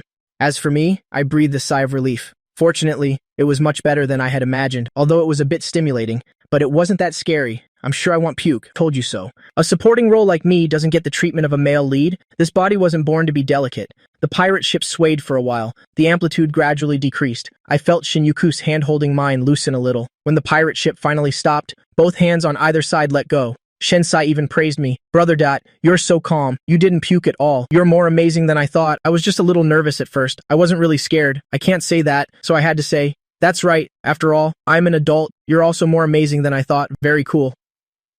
Shensai pointed to the side of the trash can. A man holding a plastic bag was vomiting his guts out and said, even adults, there are many cowards, for example. That person over there, look, he's vomiting so much. I followed the direction she pointed. That man was also handsome. Even while vomiting, he maintained a minimum level of composure. Importantly, his aura was not affected at all. The surrounding staff rushed over to check on him. The man lifted his head slightly. I happened to see the other person's face. I felt that handsome guy looked a bit familiar, but I couldn't remember where I had seen him. At this moment, Shen Yuchu stopped Shensi. Don't point at others randomly, and especially, don't comment on people you don't know. Shen Yuchu pressed Shensi's hand down, her tone carrying a hint of admonishment. Shensi immediately pulled her hand back and obediently nodded. Yes. I said, let's not worry about others anymore. Let's go. It's been over 2 hours. Are you hungry? Are you thirsty? I unzipped Shensi's backpack and handed it over, signaling for her to see what she wanted to eat. Then I took off the backpack I was wearing, unzipped it, and took out a bottle of children's milk and gave it to Shensi. She took a pack of cookies for herself, took the milk bottle I offered, and said a very obedient thank you, brother Dot and auntie. You should have some too. Eating snacks in front of the great Shen Yuchu, and even letting the great Shen Yuchu eat snacks. This challenge is a bit much. I was hesitating. Shen Yuchu took both backpacks I was holding, taking them. What do you want to eat? She's not scolding me? I was a little surprised, thinking maybe it's because we're out having fun. Since there's a chance, I should eat quickly. I took out cookies and potato chips and also got a bottle of Coke. I just really want to eat junk food. Shen Yuchu looked at the things in my hand and said nothing. When Shensi was about to open her mouth, a single glance from her successfully made Shen insist. I want to drink Coke too. Get swallowed back down. I think going out to play is quite nice. People have such strange habits. It's not like I can't eat snacks at home, but that feeling of sneaking food just isn't as good as this feeling. The feeling of being able to eat in front of Shen Yuchu. I can't quite explain why. This is probably the thrill of competition, a bit like when I was a kid and finished my homework and my parents allowed me to go out and play for a while. I didn't really play anything much, but I was extremely happy. After eating for a while, I noticed Shen Yuchu hadn't touched any of the snacks. In the end, she's still too reserved. Do you want to have some? Actually, junk food isn't that bad. Besides, the additives are all within safe limits. Plus, you normally never eat them. Eating a little once in a while is fine. It's not that exaggerated. It won't make you sick. You eat. Shen Yuchu didn't directly refuse me, but her meaning was already very clear. I had no choice but to eat my portion. After resting for a bit, Shensi wanted to go see a movie. The three of them headed towards the animation theater. On the way, Shensai chattered, talking nonstop. The last time we came here, we originally planned to see a movie, but my parents were in a hurry, so we couldn't. I just want to see if the animated movie here, compared to other cinemas, is any different. Today I finally have the chance, my classmate Zhang Wulong said. The movies here are better. I'm very curious how big the difference can be. It's just a different mindset. I'm afraid this child will be disappointed later. I shook my head inwardly. The child is too smart. As a result, nothing is a surprise to her, because everything is within her expectations. As expected, when she was just about to go in, Shensi was still quite happy, but after watching for a while, she felt nothing at all. She pulled me and Shen Yuchu wanting to leave. After coming out, she complained continuously that Zhang Wulong was completely wrong. This movie is no different from a regular one. I was so full of anticipation just now for nothing. It's all a lie. He definitely tricked me into coming here to waste my time. So annoying when I get to school. I'll deal with him. I said, you can't really say that. Maybe that little friend really found it interesting. Everyone has different tastes. I was really afraid she would go and confront him, and he would end up telling her he watched it with his parents and that's why it was great. That would just be rubbing salt in the child's wound. Shensi said, "That's true. Having no taste is just having no taste." To think he found this interesting. Shensi's words were filled with contempt. She got a knock on the head from Shen Yuchu. "Speak properly. Talking behind someone's back is very rude," rubbing the back of her head where she was hit. The contemptuous look on Shensi's face disappeared, and she turned back into a cute little girl, but her eyes had a strange look. I couldn't help but ask, "What are you thinking?" The little girl put on a regretful tone. "I was just thinking, if he finds a movie like this good, Zhang Wulong probably hasn't seen anything good. When I get to school tomorrow, I must have everyone treat him a little better. We can't look down on him just because we know more. After all, the teacher taught us to love one another." I was stunned listening to her. In less than 3 seconds after getting a knock from Shen Yuchu, this child figured out on her own how to subtly harm someone. Is this really okay? I stiffly looked towards Shen Yuchu. Shen Yuchu seemed completely unaware, patting Shensi's head, even with a hint of praise. Wait, is teaching a child like this really not a problem? This child clearly knows that doing this will make the other kids look down on Zhang Wulong and at the same time cause Zhang Wulong unspoken suffering. She's clearly doing it on purpose. Shensi patted my hand and said seriously, "Brother Dot, you can rest assured I am a good child who loves her classmates."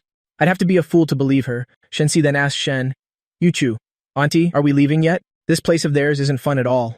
I said, "Then let's go." Shen Yuchu glanced at me, "Then let's go."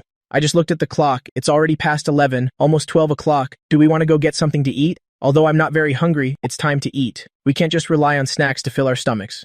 Shensi wanted to go to McDonald's. I found it very strange. I can understand other kids wanting to eat that, but you used to eat delicacies every day. Why do you like to eat that too? I felt quite embarrassed. I cook so diligently every day, and this little girl still wants to eat at McDonald's. The great Shen Yuchu wouldn't think that. When she's not at home, I've just been cooking half-heartedly, would she? Shensi said, "I just want to try it. The atmosphere there isn't like other places. Even eating delicious food every day doesn't stop me from wanting a change of taste once in a while, Auntie. Just let me eat it once. Eating it once won't hurt. Eating junk food occasionally won't make you sick. Besides, just let me be happy today." Shensi said this while pulling Shen Yuchu, swaying her arm back and forth. Shen Yuchu just stood there, tall and elegant, clearly a person living in modern times, yet she gave off the feeling of a graceful lady from ancient times. I think Shensi is also a formidable character. If it were me, I definitely couldn't do it. The act of pulling such a person's arm and swaying it, this scene before my eyes, suddenly reminded me of something from middle school. Back then, I wasn't as handsome as this body, but I could barely be considered school hunk level. At that time, the sticky note prank was popular in class, the kind where you pretend to accidentally stick it on your friend, leaving your friend completely unaware, walking around with the note on them, causing a burst of laughter. Once, a female student pretended to pat my shoulder to say hi, and took the opportunity to stick a note on me. I saw through it immediately. I was very angry and pointed at the only person in class who was more handsome than me and asked, "That Tran Fuangso is also very handsome. Why don't you guys go stick it on him?" As a result, that female student's face immediately turned red, so flustered her face and ears turned crimson, she repeatedly waved her hands. "He's a top-tier handsome guy. I wouldn't dare anyway." Later in high school, that guy became more and more handsome, but he had very few pursuers. A saying circulated among the female students at school, saying that such boys were not someone they could reach, even though everyone was just a normal student back then. But people's perception of handsomeness had already, without them realizing, come very clear. From that moment on, I also began to understand the difference between a normal handsome guy and a male god. When you're handsome to a certain degree, you can make others not dare to act recklessly in front of you. The great Shen Yuchu is just that kind of goddess-level character, I thought with great certainty in my heart. Only a strange person like Shensi, who grew up seeing handsome men and beautiful women, could ignore the great Shen Yuchu's charisma and dare to act so boldly in front of the boss. In the end, Shen Yuchu still agreed to take Shensi to McDonald's and even asked if I wanted to eat or go eat something else. Of course, I was fine with anything. I'm fine with anything. I haven't eaten McDonald's in a long time. Speaking of not having eaten it in a long time, I kind of want to eat it too. It's a good chance to satisfy the craving with Shinsai today. Speaking of which, I just remembered, I had made a deal with Shensi about something earlier. Little C, did you want to go ask about the prices of things here? Shensi said, "Oh, right. Wait, I'll go ask." Shensai remembered that when we left the house, this was indeed the plan, so she let go of both our hands and ran towards the shop next door. I quickly followed behind her. It's so crowded, I can't let her get lost. When Shensai came out of the shop, her face was filled with shock and disbelief. She said to me in amazement, "The price of drinks can actually double. My God, this is just unreasonable." I explained, "It's not unreasonable, it's always been like this. Things at tourist spots are even more expensive. For example, a roasted corn on the cob.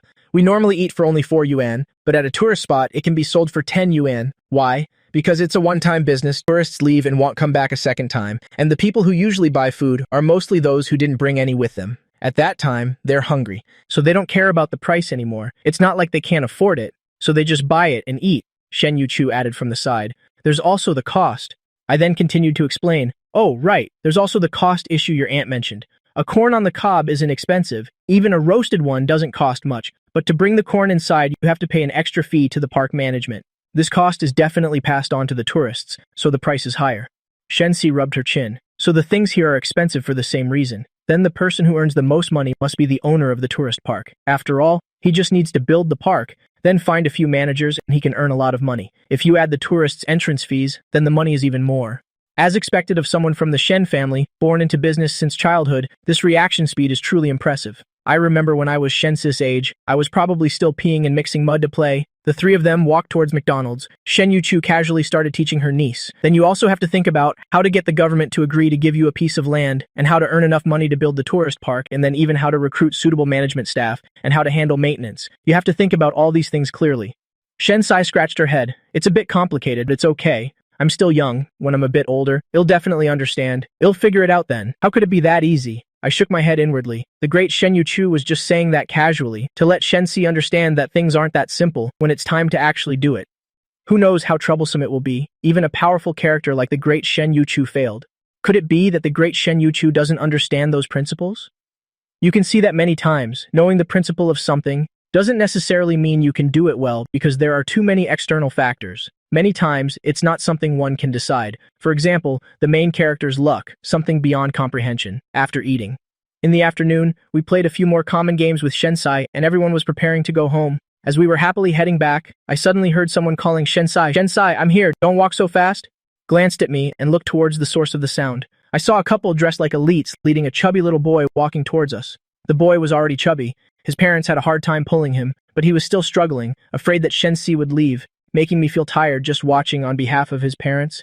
I leaned down and asked Shensai, "Is this your friend?" Unexpectedly, Shensi's expression wasn't very good. She turned her head away. "No, he's not. He's an annoying person." I quickly found out the answer because the first thing the boy said after quickly catching up was, "Shensi, your family has run out of money and your family still brought you to the amusement park to play. Aren't you afraid you won't have food to eat later? A child with such low EQ? Isn't he afraid of getting beaten to death when he goes out?" Shensi angrily retorted, "Whether my family has food to eat or not, what does it have to do with you?" The annoying thing was, the parents of this chubby boy had no intention of stopping him. His mother wore a face that was very unpleasant to look at. Her eyes swept over me several times, then she said, feigning concern, "This must be classmate Shensi from my Wulong's class, right? I've heard all about your family situation. It really isn't easy. When Miss Shen ran into trouble, I thought you would have Shen-sai change schools. I didn't expect Miss Shen could still manage to save face for the child. In my opinion, one should live within their means. Otherwise, the child will get used to aiming too high and falling hard, and later become a wastrel with low psychological resilience. How would that work?" The father of this brat added fuel to the fire, feigning surprise. "Isn't this the child from the family that went bankrupt? Sigh. If you don't have money, you shouldn't go out to play. False pride won't make your life any better. Why waste money like this? Wouldn't it be better to buy some more food?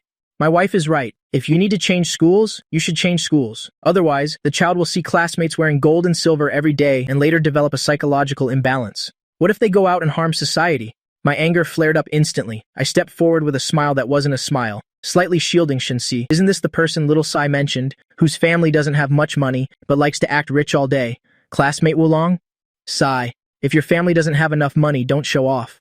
False pride won't make your life any better. If you have the money, you should read more and study to improve your upbringing. Wouldn't that be better?"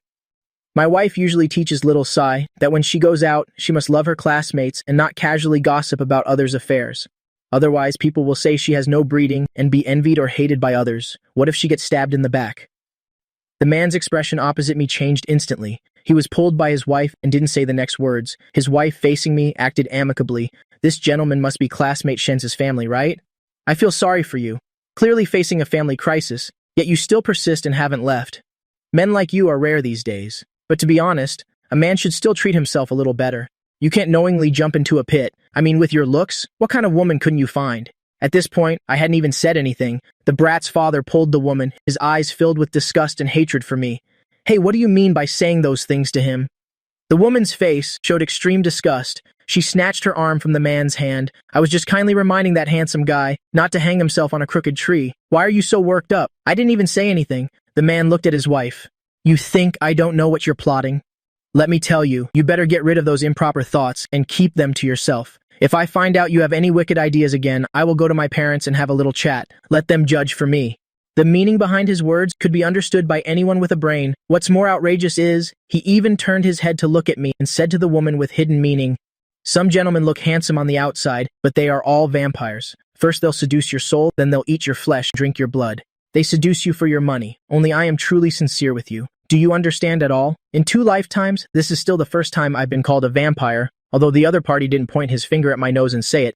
But isn't that what he meant? However, not only was I not angry, I was actually quite happy. Isn't this just saying that I'm handsome? You should know that my biggest wish in my previous life was to become someone who had both money and looks. A tall, rich, and handsome man, the type that doesn't casually flirt with others, but being happy that someone implied I'm handsome is one thing, the other party making groundless accusations and deliberately slandering me is another matter. So I directly retorted to the two of them, "This is a public place, although you two fighting as a couple has nothing to do with us, but our children go to the same school after all. As a parent of a student, I feel it's necessary to remind you two. If you have something to argue about, do it at home. If you have something to discuss, do it at home. Don't corrupt the children here, and you certainly shouldn't affect the mood of the other visitors who came here to have fun. People should have some basic common decency."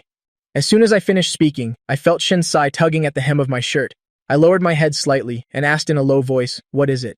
Then I saw Shinsai give me a thumbs up. "Brother Da, that was well said." I tilted my head slightly with a slightly smug expression. I continued to whisper, "Of course." Arguing with a novelist, they don't stand a chance of winning. The man across from me immediately turned his fire on me. Some people jinx their wives, that's one thing, but after your wife goes bankrupt, you still want to harm others. Your conscience has truly been eaten by a dog. I hate men like that the most, and you have the nerve to say others are corrupting children. But I paid him no attention at all. Instead, I spoke patiently to Wolong, who was standing there looking around, not knowing what to do. Sometimes parents lack character. You just need to understand that in your heart. Don't blame yourself, and don't learn from them. Although people can't choose where they're born, they can choose what kind of person to become. In the future, before you do anything, think carefully, whether it's something you should or shouldn't do. Intentionally doing bad things is the result of your own choice. Unintentionally doing bad things, being led by the nose by others to do wrong in a daze, that's just being foolish. Shinsai sighed dramatically. "Brother Da, I know you mean well, but I don't think you should waste your breath. This guy is always at the bottom of the class in every exam. He won't understand what you're saying." The chubby boy immediately retorted without thinking, "You're the one who doesn't understand. I do understand. It seems he's usually lectured by Shensi so much that he's developed a conditioned reflex." The man across from us pulled his son back and said angrily, "What nonsense are you talking about? You don't even know what kind of person you are. Worry about your own daughter first." Shensi said, "Brother Da doesn't have a daughter. I'm his niece. You're not as handsome as my brother Da. That's not your fault. But speaking so crudely is your fault." My voice carried a hint of pity. There's a saying, "What kind of person you are is how you see the world." This gentleman, I don't have the heart to say anything to you, because your words and actions have already shown everyone. The unhappiness in your marriage, it also shows everyone. If your wife were to go bankrupt, what you would do. You and I are not the same. Whether my wife has money or not, whether she's rich or poor, it doesn't affect my decision to stay by her side. Don't you dare compare yourself to me. There's absolutely nothing to compare. After all, in your eyes, all handsome men must be lusting after your wife. To be honest, a man's normal view on love should be, if the other person is sincere with you, then you should be sincere with them. If the other person isn't sincere with you, then you should leave with grace. In this world, no one can live without someone else. Instead of clinging on without dignity, making yourself look pathetic, it's better to live your own life freely. In the future, it's not impossible to have both a career and love. Some people even use their children as an excuse not to let go, but they don't realize that a bad family environment only creates a terrible model for their children. How many people, precisely because they repeat their parents' patterns of living together, end up with a tragic marriage in the end? Some of the onlookers around us started to applaud. This man was clearly ungrateful. You talk a good game. You must be hoping my wife and I get divorced to make way for you, right?